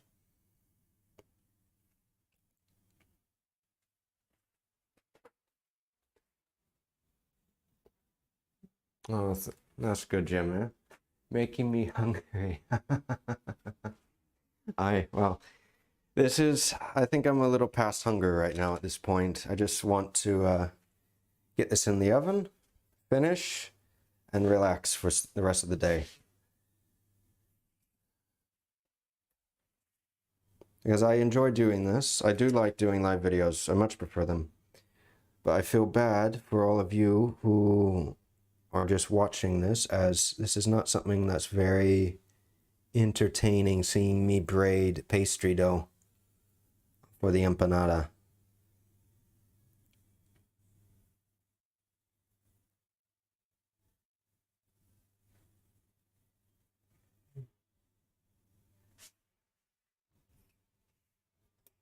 Okay.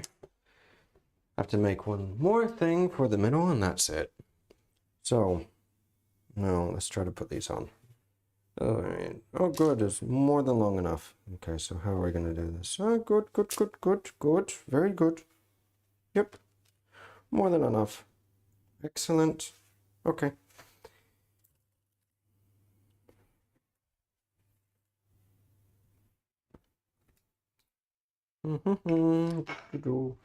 We are going, I'll tell you what. That's the bottom. Cut off a little, cut off a little. That's the top, that's the bottom. Okay. I have to make something for the center, because we want, just for like any pie, I'm going to make a little pie hole. And I still have to make some little empanadas for myself.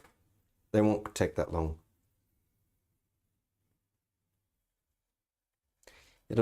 And because right now the only thing that we're doing is cooking the dough, which is literally the only thing that we're doing.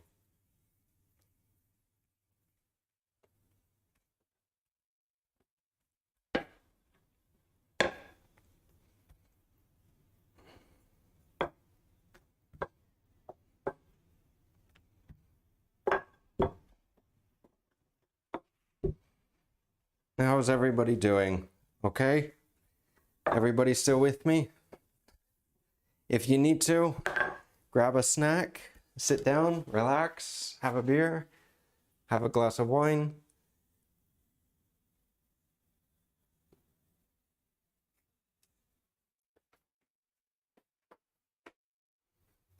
Let's see.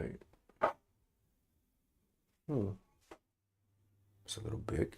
No, too big. Oh, yeah. No, I don't have it. What can I use? Oh, well, what can I use? Yes, I do actually. I have something. A little cutout.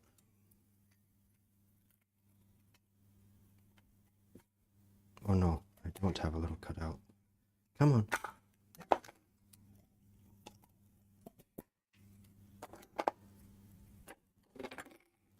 Come here. Come on. Come out of the little container. There we go.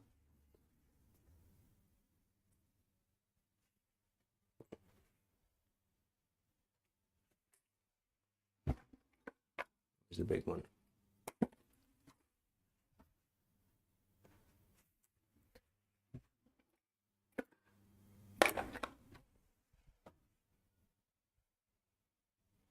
It's not very good, is it?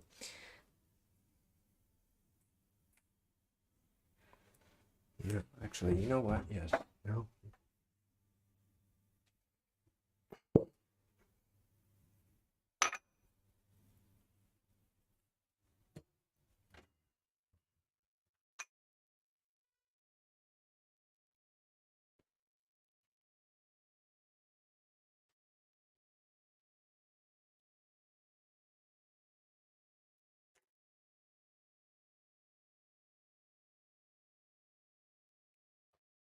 Okay, guys, we are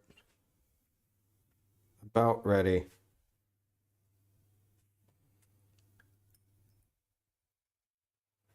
I'm gonna egg wash everything. So what I made today will last 2 people like a couple days easily in the fridge.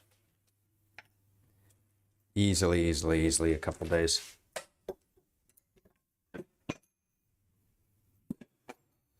That's okay. Come here. Have a little bit of space.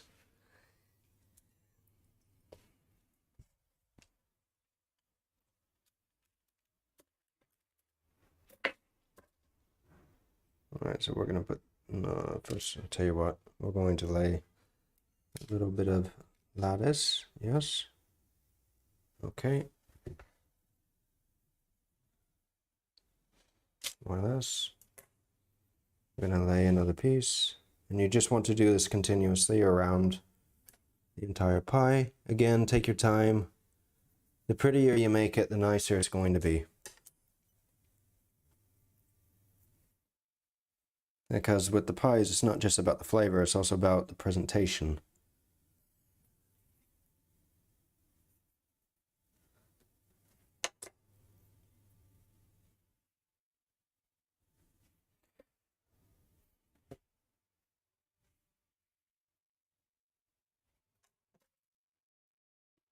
Okay.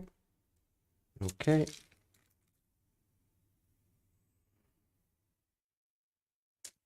Not too much. Come here. A little more off.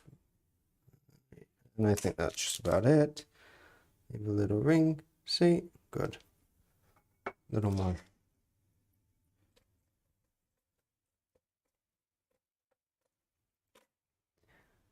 Okay, there we go. Fantastic. Okay, there we go. Voila. Now, I'm going to cut out a little bit in the center to give the pie some breathing room here.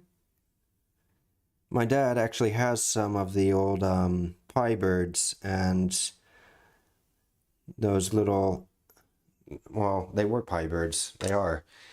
And Jim, you should know this if your family has some of these, but you know those little things, so they're like not ceramic, but porcelain. Yeah, those little, they are like little pie birds that you put in the middle of the pie, and they start whistling. Yeah, letting the steam off the pie. I see. Aye. I've never used them, but I'll tell you what. I think this would be one of those moments that would work really well. Okay, so we're gonna add egg wash everything. Yes, egg wash it, everything around. Voila. We're going to put it in the oven at 200 for about 10 minutes. I'm gonna put a 10-minute marker on it and we're gonna check. The only thing that we want to do is to cook the pastry. That's all we're doing. Whoops. That's the only thing that we want to do, to cook the pastry. I need a fork too. So the moment that you think that the pastry is like done, fantastic, it's time to take it out.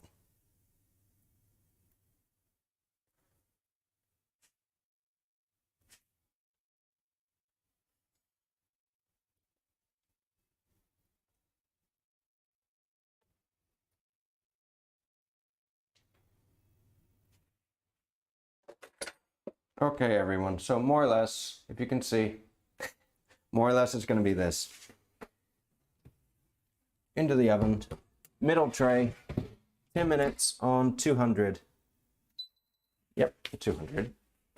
Gonna put 10-minute timer on. Come here, little phone. 10 minutes again.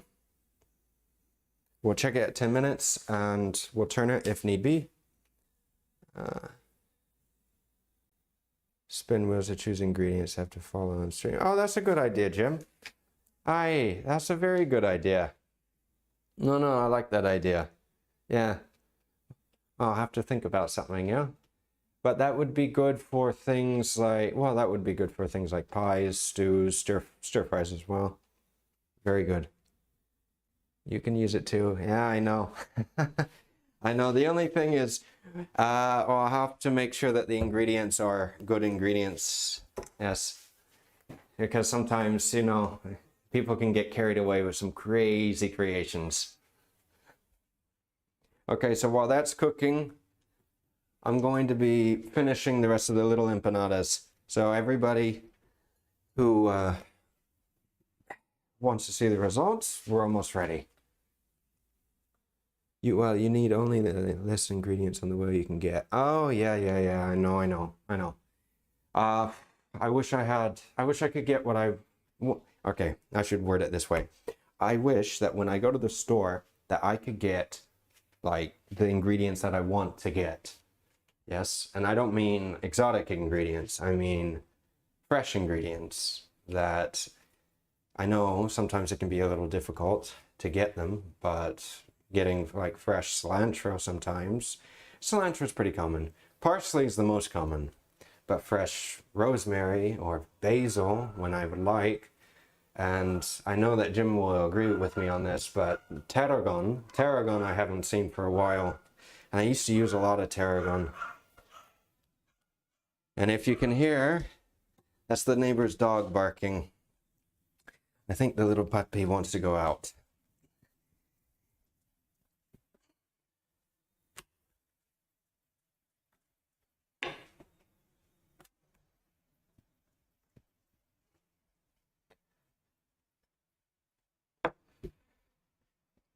Oof, today has been, this stream has been a harder one than the past few, I'll tell you that. Normally, yeah, it doesn't take me that long, like I said, to cook. So I can make the paella easily in under an hour or something like this, but the empanada, yeah, it takes a little while.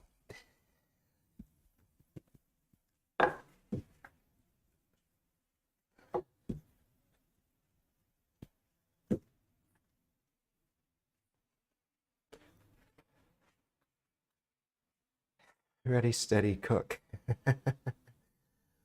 I love making meals from ingredients at random. It's my specialty. Well, you know what? Yeah, I can relate to this. You know, when you haven't gone to the store for a while and it's like, what do we have tonight to make for dinner? Let's see. I know what you mean. It's a famous show in the UK.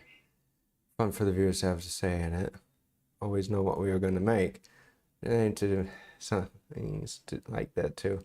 Well, let's talk about it, Jim. Maybe in the next couple streams we can start implementing that, yeah? That'd be cool. Then again, I need the ingredients, so I have to go to the store first to get it, because otherwise, on a Sunday, you're out of luck. You're not going to find anything open.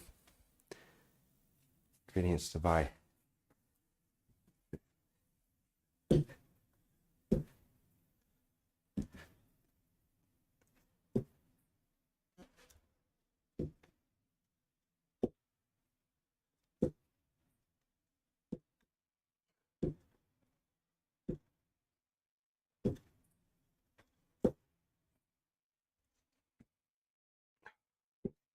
As you can tell, the dough recipe is sufficient for a big empanada, because all of this is from half a kilo.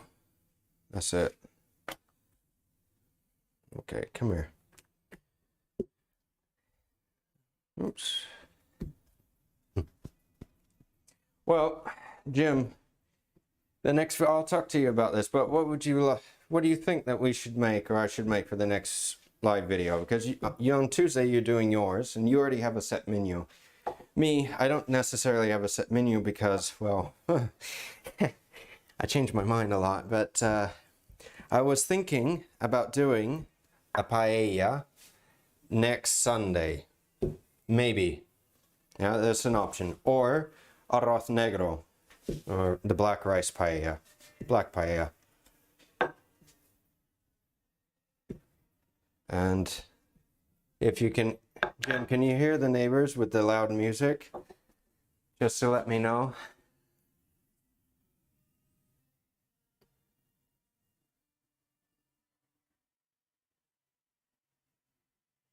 Okay, good.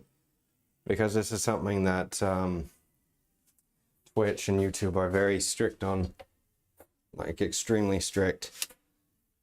How is the pie looking? That might take a little bit longer.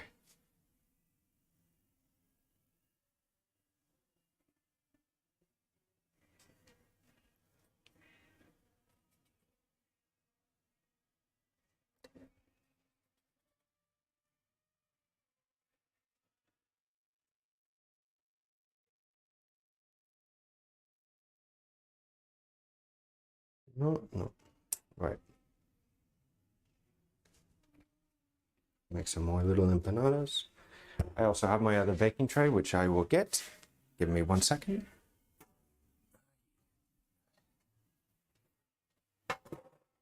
And that's why we had noise cancellation. I know, Jim. I know, but it's still hard for me to do things like this because I try to follow the rules so I can be monetized, you know? So I don't have any problems with either YouTube or Twitch. And when you live with a lot of other people in the buildings, it's not easy. It's never easy. Because you don't know what people want to do, you can't control your neighbors, and etc., etc.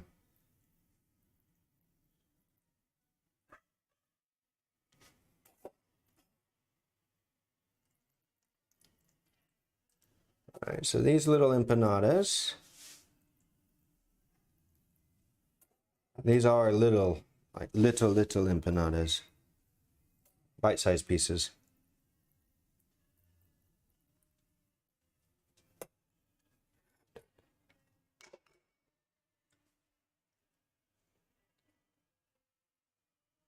So Jim, if at any time you hear that noise, please let me know. Yes, because I'm gonna have to have a little talk with the neighbors if this is going to be a thing.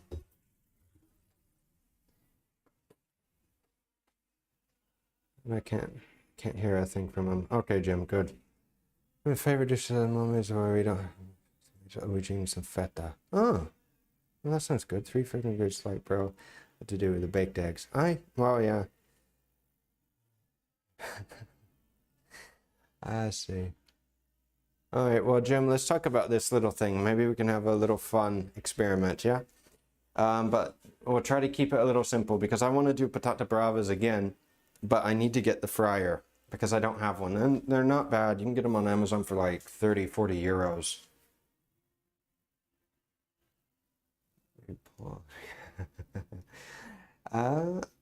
Tell me, Jim, what does the word mean?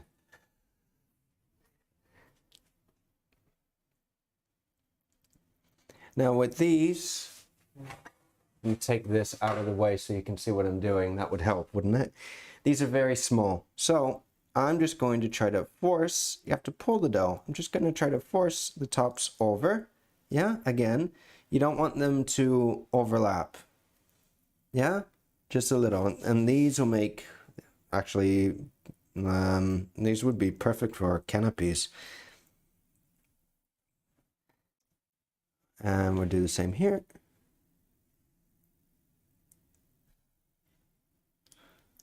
But sometimes, and Jim knows this as well as I do, yeah, is that in Spain, a lot of the houses were built during the 1960s, 70s. And they built the houses, well, they didn't build all of them extremely well. They were building fast as they could. Because at this time, the market was this in Spain. They were building houses like crazy because people were wanting to move to the cities to then work, etc., etc., etc.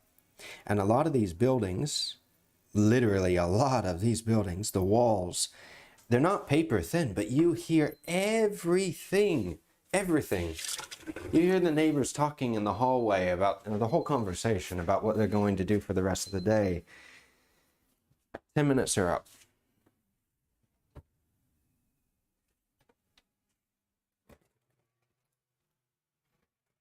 Nope, not yet. As a matter of fact, I'm going to turn it up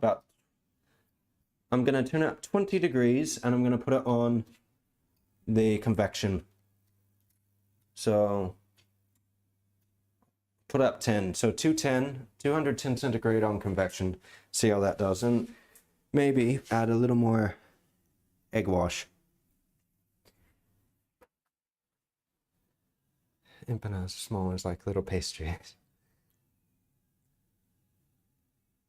Crumpling, to form the, oh, really? Interesting. Oh, Jim, you're full of information. It'll be fun. I'm looking forward to your live video series. It's going to be fun. I would definitely be there watching you. I wish I could be there in person, and we'll make this happen soon. But I would definitely be there next time, or when we can do this in person. Just a little more. Typically, they're not this tiny. Yeah, you make them a little bigger. Okay, now, come here, little dough. Okay, now I'm just going to fold. Since they're so tiny, it's actually not easy folding them.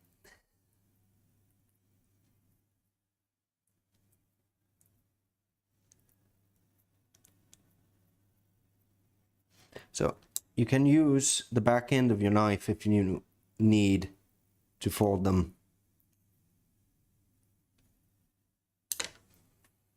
I think these are going to be juicy too.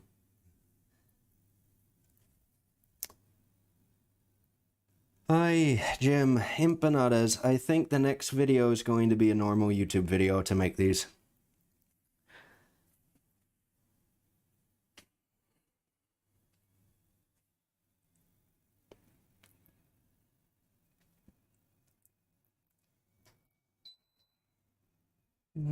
That's my timer. No.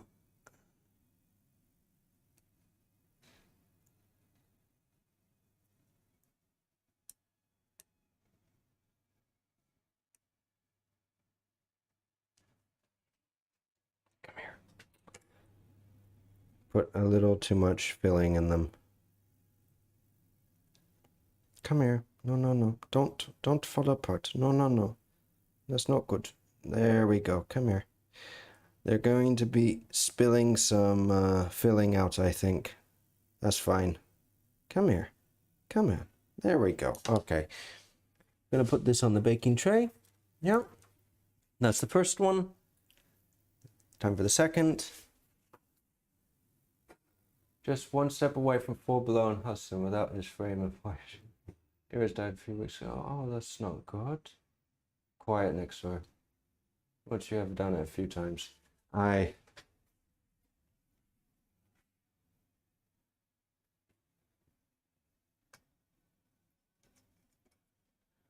Well, Jim, are you going to be making some empanadas, by the way? Yeah, because I can't be making the only empanadas here.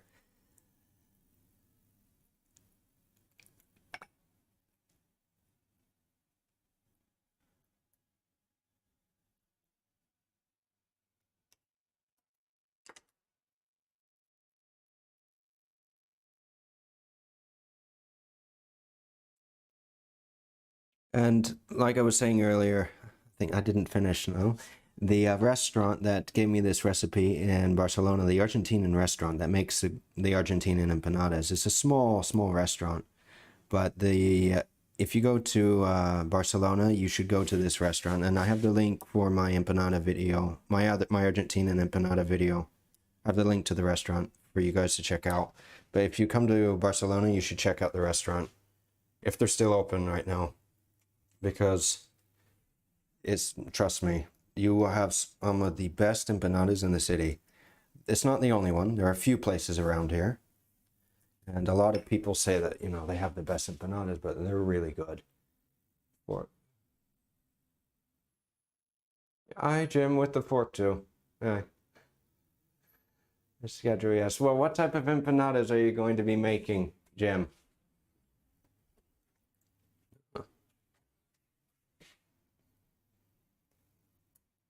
Yeah, because last time I made some chicken empanadas. I also made some spinach and feta empanadas.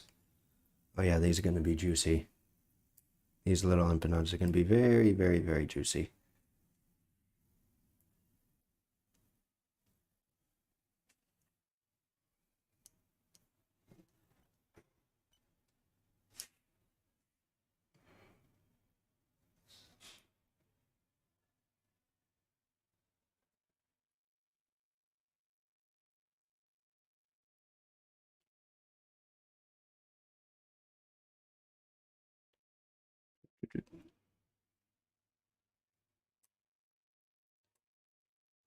Very juicy. I think some of these are going to open. Yeah, they are. They're going to open up.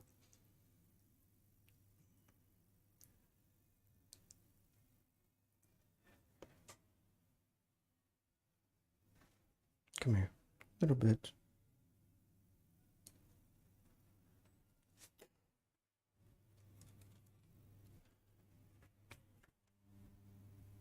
Starting to brown.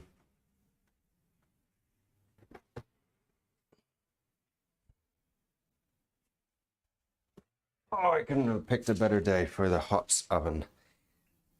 I'm going to add a little more egg wash.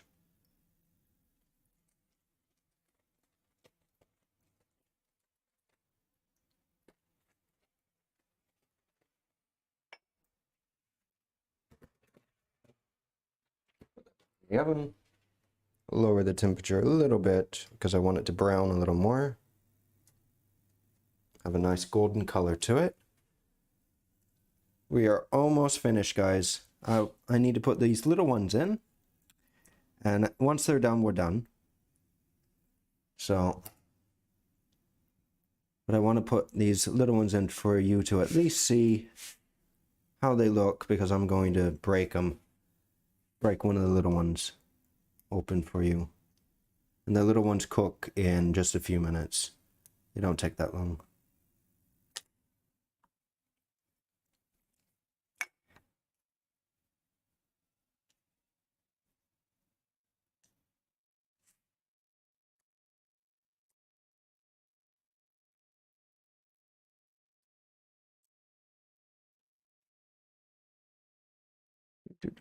Come here.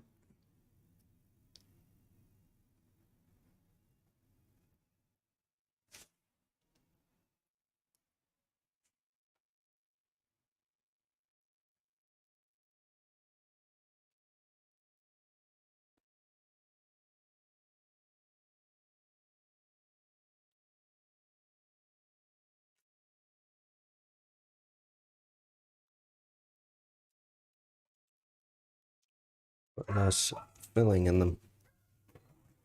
Right, well, to get the ball rolling, because the other one's almost done, the big one, I'm going to pop these in the oven.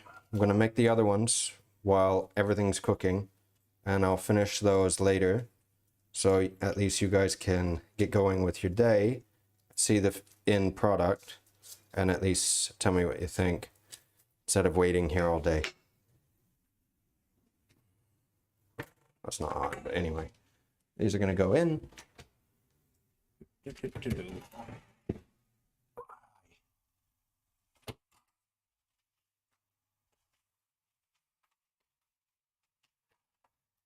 Everyone's doing okay still? It's almost a 3-hour stream today. My camera's good. Okay. It's raining cats and dogs there. Well, I actually wish it was raining here today, because the rain, that's the oven if you heard it, but the rain literally cools the city down, because in Barcelona, when it gets so hot, if it just rains for a little bit, which is normal, it doesn't cool the city down, because the water then evaporates, so you have a higher humidity. Well, it's more humidity than normal, so it's literally like 100% humidity when it's almost 25, 30 degrees out. So it can get warm. been here. If you haven't clicked. Oh, I think I have, Jim. After the stream I will definitely, but I think I have. I think so.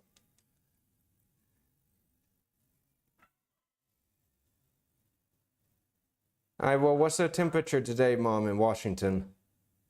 Hi, Kevin. How are you doing? Just saw your comment.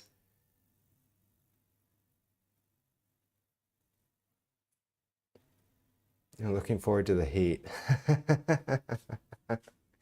Well, when you don't have the heat, you want the heat, and when you have too much of it, you want the cold again, or something in the middle.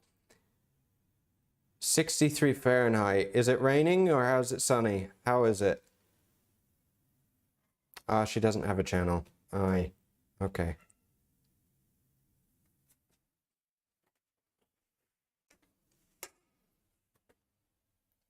Okay, well, it's starting to smell very good in the kitchen, like very good. And I'm gonna keep working on the rest of these. Yeah, and we'll finally be done with this long recipe. Still, you know, 3 hours is still better than 9 hours, I guess. No, it's good. It's a lot better than 9 hours. And this kitchen is a little easier to work in than that one.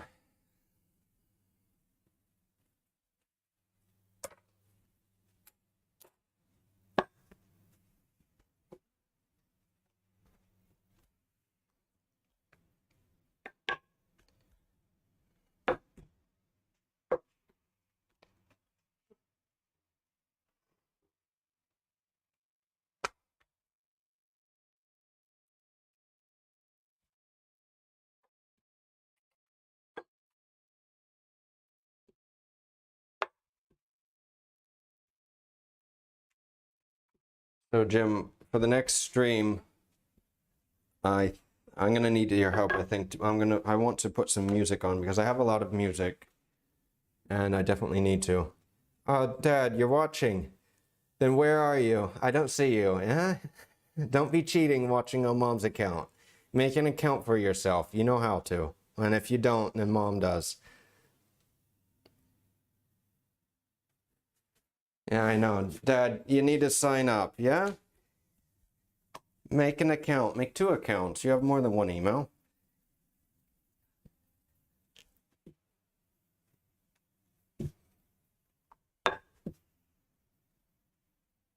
It's smelling good right now. It's smelling like, well, a tuna empanada. Oof, that's looking really good. Oof, really, really good. I love tuna empanadas. It's one of those things that in Hotel Arts, whenever we would get or make the empanadas for banquets, well, when we would cut them, I'd always be taking extra pieces off for me to have some snacks because they're very tasty. Very, very tasty. Especially when you caramelize the onions a little bit. Very good.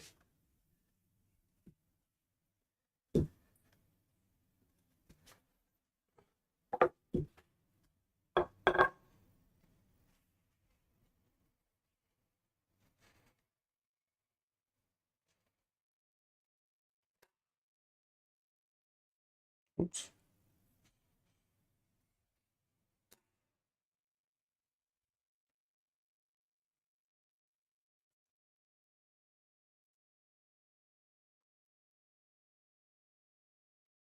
He wouldn't do it until he was called out.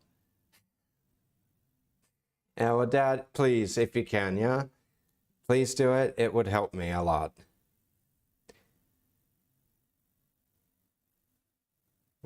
We need the music I told you about, but we can sort it out. We'll sort it out. The music will help. It's like anything. Because for my videos, I have a lot of music. I have like a lot of music for my videos. And it makes everything a lot nicer. Alright, so and everyone, by the way, who hasn't noticed yet, because it's the Nightbot's showing up for everything else as well. If you don't have a Twitch account, please go over to Twitch, sign up. Yes, Emma did, as well as Margaret from her cooking channel on YouTube. So if you can, that would help me out a lot, like a lot, because I need to reach 50 followers on Twitch and I have 34. So just a few more and I'll be able to get affiliated, which will help me out greatly.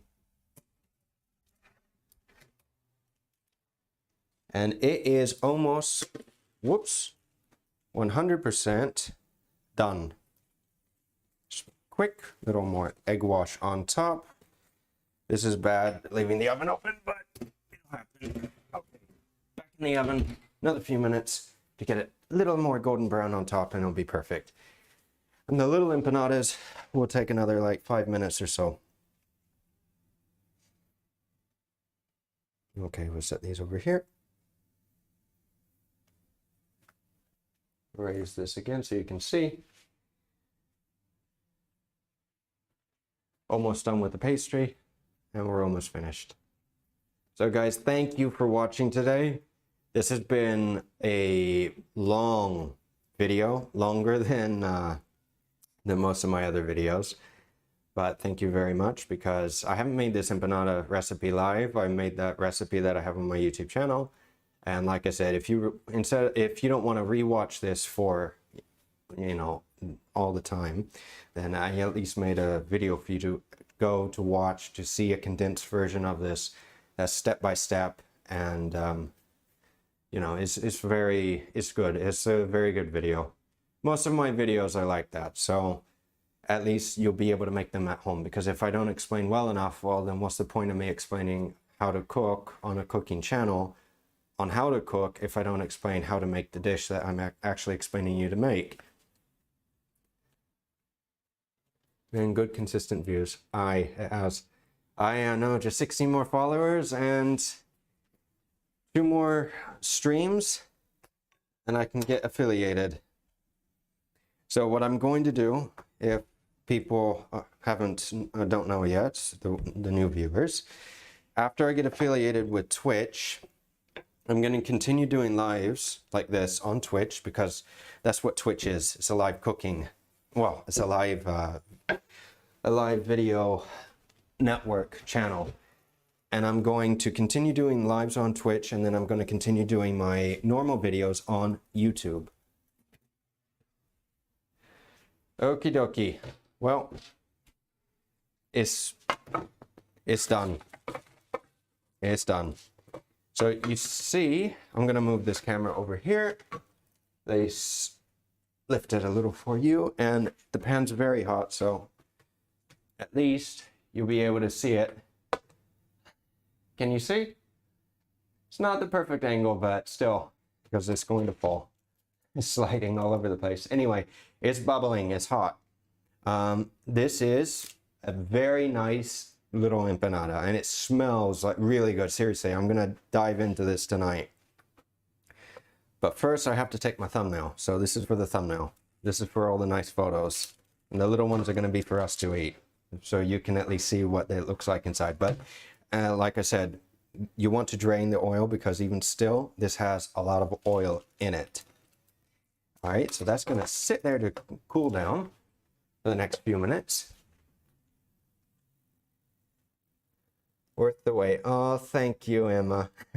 It is. It's going to be tasty. Yeah, I wish, Jim, this is actually at the time, this is the video that you should be here with me, because this is too much for just 2 people to eat. His iPad is being stubborn. Well, Dad, don't worry. I'll help you out later. All right. So a few more minutes and we'll have the little ones ready. Few more minutes. Actually, I need to put a little more egg wash on them. Just a little bit. Come here.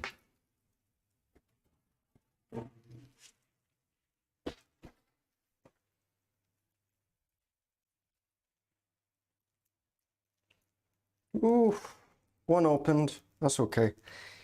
So with the little ones, what you want to do is you want to cook for like 10 minutes, more or less, on one side. Get them nice and golden brown. And then you can flip them, yeah? If the bottoms are not cooked, make sure that the bottoms are cooked. The big one's too big, forget it. The little ones though, you can flip them and double check to make sure that the dough is finished. I'm avoiding as many carbs as I can. I know. Well, hey, Jim, let me know when you're making the empanadas, because if you're making the empanadas and you can't eat them, then that would be a good day for me to go down as well. I'll help you, okay? Don't worry about that. But mom, her mom can't eat it because it's gluten. Gluten's not good for her. But her dad is fine. Stream right. No, Jim, sometimes though you have to taste it, yeah? Once in a while carbs are okay. If you eat carbs again and again and again, no, this is not good. But, well, think about it. I know we do eat a lot of carbs. My house we do. Eat a lot of bread. Not a lot, a decent amount of pasta. But not a lot of candy, like hardly any. No, hardly any pastries. And hardly any fried food. Almost none. Whoops, what was that? Oh, thank you for the follow, January. Thank you, thank you, thank you. That's 35. Yeah, 15 more to go, and we're almost there. All right, forgive me for one moment. I have to switch the battery again.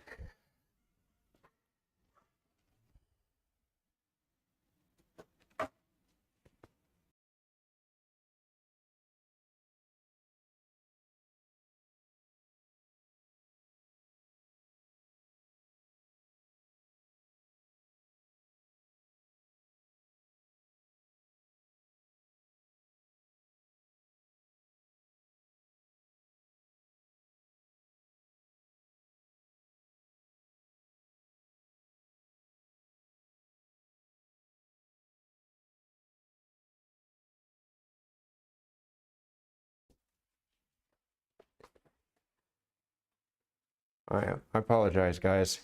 Next stream I'll have the other battery, have the dummy battery ready. Yeah, his dad. Yeah, his birthday's in January. But, you know, I don't understand, Dad. I mean, you can just put your name. You have to put an alias. All right, well, 15 more to go, and I'm set. So, little empanadas are almost done. We're almost 100% finished. And today has been, this has been effort, yeah? Been some good effort.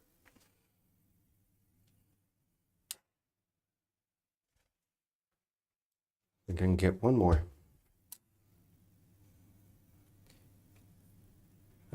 I think about 5 more minutes for the little ones. About 5. They're not browning as much. Come here. Wait, why aren't you guys browning?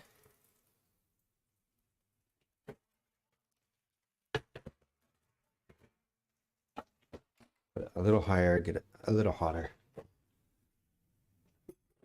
Well, guys, I hope you guys have enjoyed this today. And if anybody, while I'm fiddling around with the last of these to make for later, if anybody that wants to see the next video on Thursday, I'm planning Thursday to cook again. Now would be a good time to give me some ideas. Yeah? If you want to write in the little comment section. I'm thinking about maybe cooking some fish. I don't know. We can make a nice little salsa, some puree, if anybody's interested. Or we could go with something else, some salads, if people want. We could make sangria as well. That would be another option, sangria. Probably will make sangria at some point.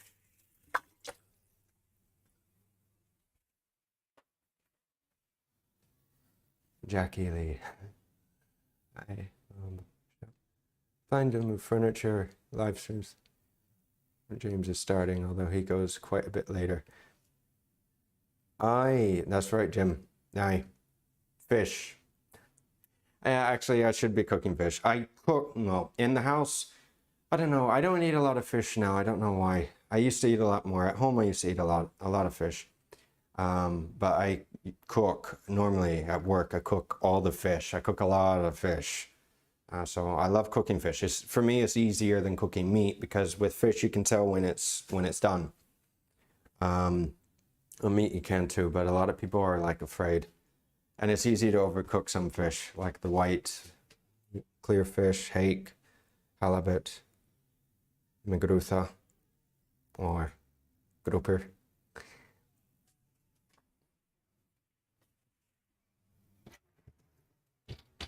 Few more minutes. Yep. Come here, little oven.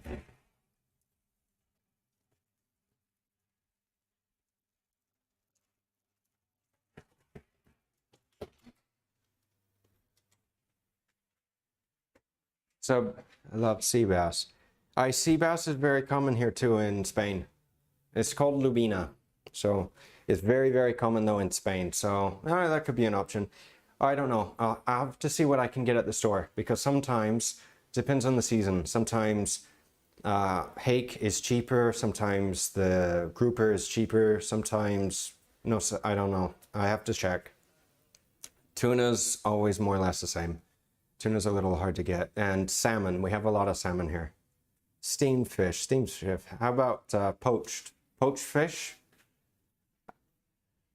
We could poach, but more than likely, I may do something classical. I don't know. I'll have to think about it. But I should make some more fish because I haven't been cooking a lot of fish. It helps when you're settled and you're not moving around all the time. Not like this past few months, like I was moving everywhere around the city, up and down the coast.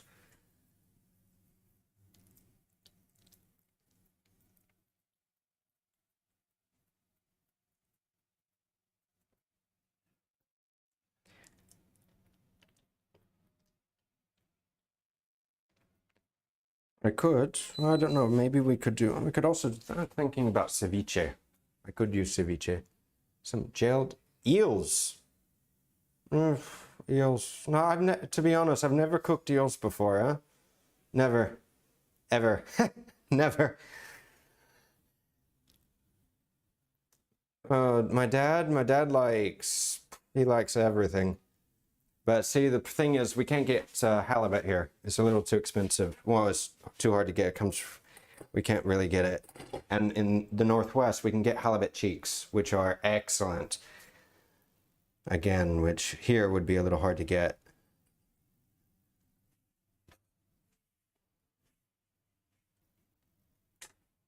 Okay. We are almost completely finished.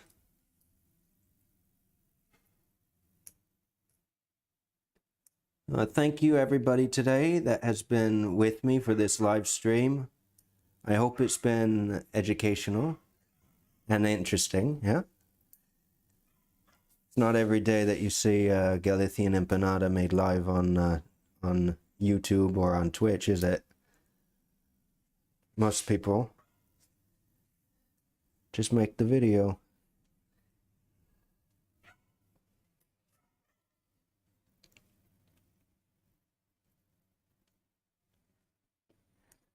All right, well, I think then we'll probably do fish. I'll have to see what I can get at the store. And then I'll have to see what sauce I may use. I can do an easy one that you guys can make at home. Because there's no point in making a sauce or anything with ingredients that you can't get readily available, no? If you want to make it. The only thing that some of you may not be able to get, the little ones are done. The only thing that some of you may not be able to get would be, say, squid ink, which it can be a little challenging. Okay.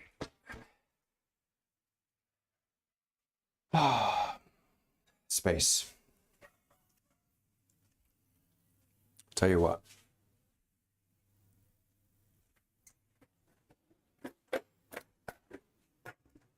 Come here, little empanada. Yep. I'm gonna put you somewhere where I won't burn myself. So I can finish the others. Okay. Okay. All right, so that is it. Forgive me, forgive the mess. Yes, I'm still in the way of cooking and cleaning up, which I'll be done in a second. But anyway, guys, we're gonna open this in a minute. Let me just fill these, get this out of the way, clean up, and that way all of us will be happy. And they're too hot right now as well, so I have to give them a few minutes to cool, and we'll be done.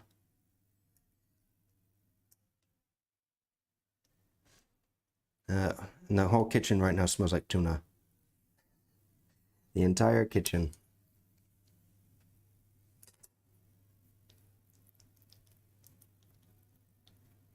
Okay. Well, you know what? I'll tell you what. We'll do this. We will take the dried pieces off. Take it off. Put these here. I will finish these later, so I don't have to bore all of you with something monotonous. Put this over here.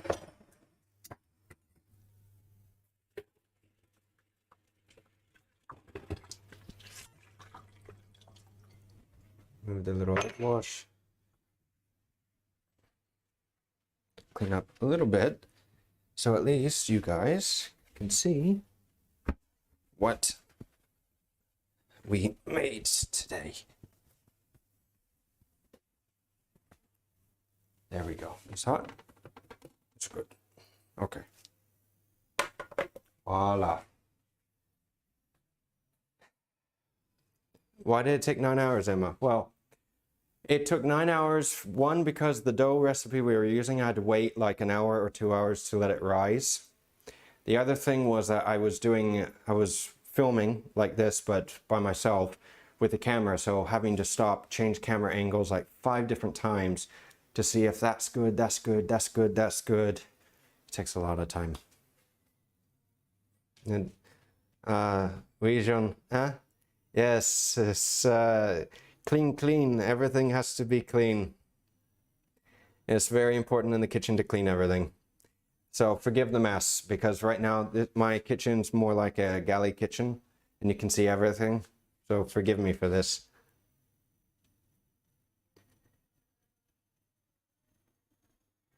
I agree, Jim. I'll get the photo for this is going to be 100% better than the first one. The first one was, I didn't have the time. I was too quick when I made the photo, and that was it.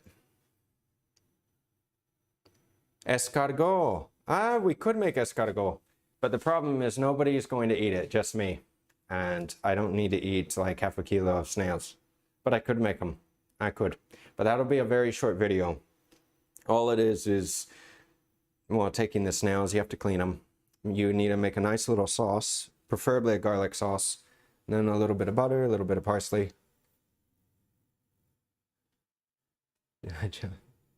Clean the inside of my oven.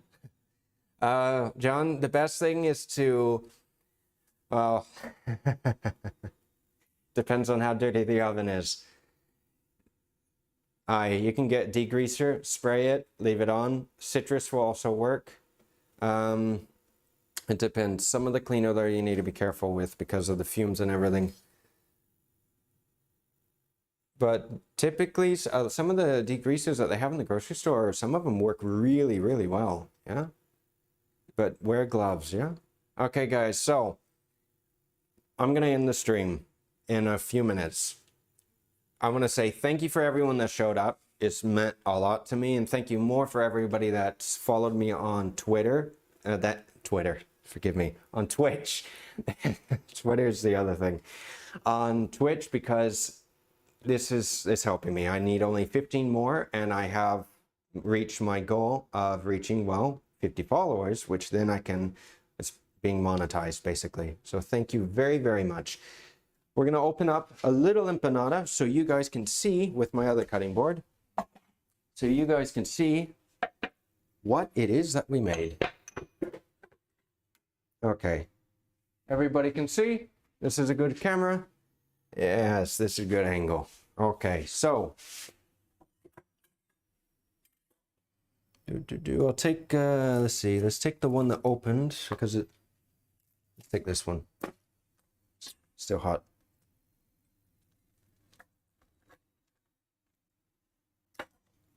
Oh, this looks good. This looks very good. You have a little bit of tuna, as you can tell. This is still very hot. Smells very good. Oh, hot. Very hot, but good. So, more or less 5 minutes, 10 minutes, or 200 for the little ones in the oven. And check them. Because otherwise, the crust is going to be too much. But this recipe for this crust is very good. You want it thin. This is the secret.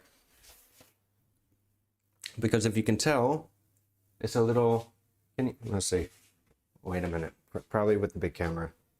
No? It's a little better. Can you see? If I put my face up, you can see. Because it's following my face. So, you want the crust super thin. Yeah? If you have a very thick crust, well, it's just going to be bread and it's going to be dry. And this isn't dry, but it's not wet, not too wet. If it's too wet, you're going to see it bubbling out and it's going to be oozing out. And when you open it, yeah.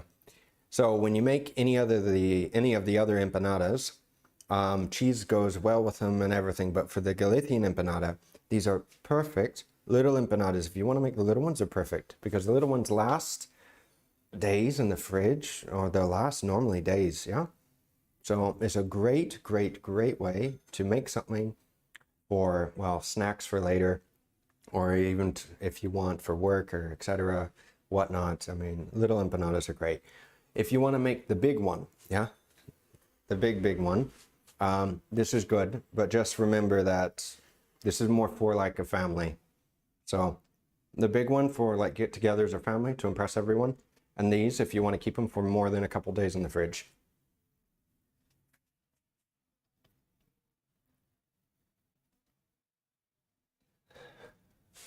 And everybody that hasn't followed Jim yet on Twitch, please do as well. Not just me, please also go to Jim's channel. Yes, because both of us are trying very hard. Jim has helped me a lot and I owe him a lot. And it would do both of us a great favor if you helped both of us out. And Jim's going to go live this Tuesday. It's going to go live this Tuesday. And I'm going to be there as well. Well, not in person. I'm going to be there supporting him from here. Yeah. So I hope that he has a very good stream. I'm going to look forward to it. Yeah, I am looking forward to it. And hopefully soon both of us will be able to cook together as well. All right, we're going to have a lot of fun. Okay, guys, so thank you very much. If you have any questions or comments, yeah, any whatsoever, ask me. I'm here all the time. Don't worry. Ask me any questions. I hope that everyone enjoyed this stream on how to make an empanada de Galicia or an empanada de atún. Yeah. Yeah, Jim, what time are you going to cook? This is important. Huh? This is very important. Real quick, what time are you thinking of? 1 p.m. Okay. So 1 p.m. Spanish time. 1 p.m. in Madrid. All right. So about noon, 12 p.m. in London and West Coast. Mom, it's going to be too early in the morning. It'll probably be like, I don't know, what, 3 or more? Okay. All right. Well, Jim, I'm looking forward to this, huh? I want to wish everybody in the US a very happy 4th of July. I really want to be there. I miss it. I miss the celebrations, all the fireworks, the parades, all the barbecues as well. I miss it a lot. I want to thank everybody again for supporting me, supporting Jim as well, helping us grow on both YouTube and Twitch. This is very, very important for us as it will help us to continue doing this instead of having to do other things. Because I really like doing this. It's a lot of fun. It is. Yes. So thank you very much. And if anybody wants to support the channel out, please don't hesitate to hit the donation button. It's I'd be very eternally grateful, very, very grateful. And if you have any questions or comments, you want to see the rest of my videos, I have plenty of videos on YouTube, so go check them out. All right, so again, guys, thank you from the bottom of my heart for being here today for 3 hours. I'm going to say goodbye to everyone. Take care. Have a great day. And I'm going to have some videos. I'm going to have some photos up on my Instagram by tonight. What, Jim, wait for what? Can we raid? Give me a second, yeah? Give me a second. Because normally it's cut off. Okay, let me see. Just give me a second. Sorry, guys. Okay, Jim. Are you going to do it or am I going to do it? Bye. From the Twitch. All right. Okay, guys, give me 1 second because I'm going to do one thing.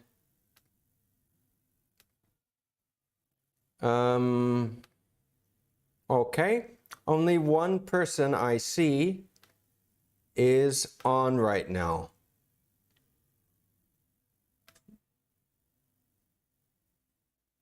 Click manager. Okay, well, I'm gonna raid them. So everybody on Twitch, you're gonna go over to another channel.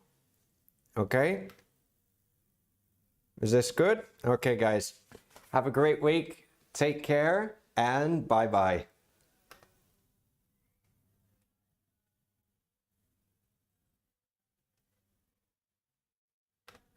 And for everybody on YouTube, I'm still here.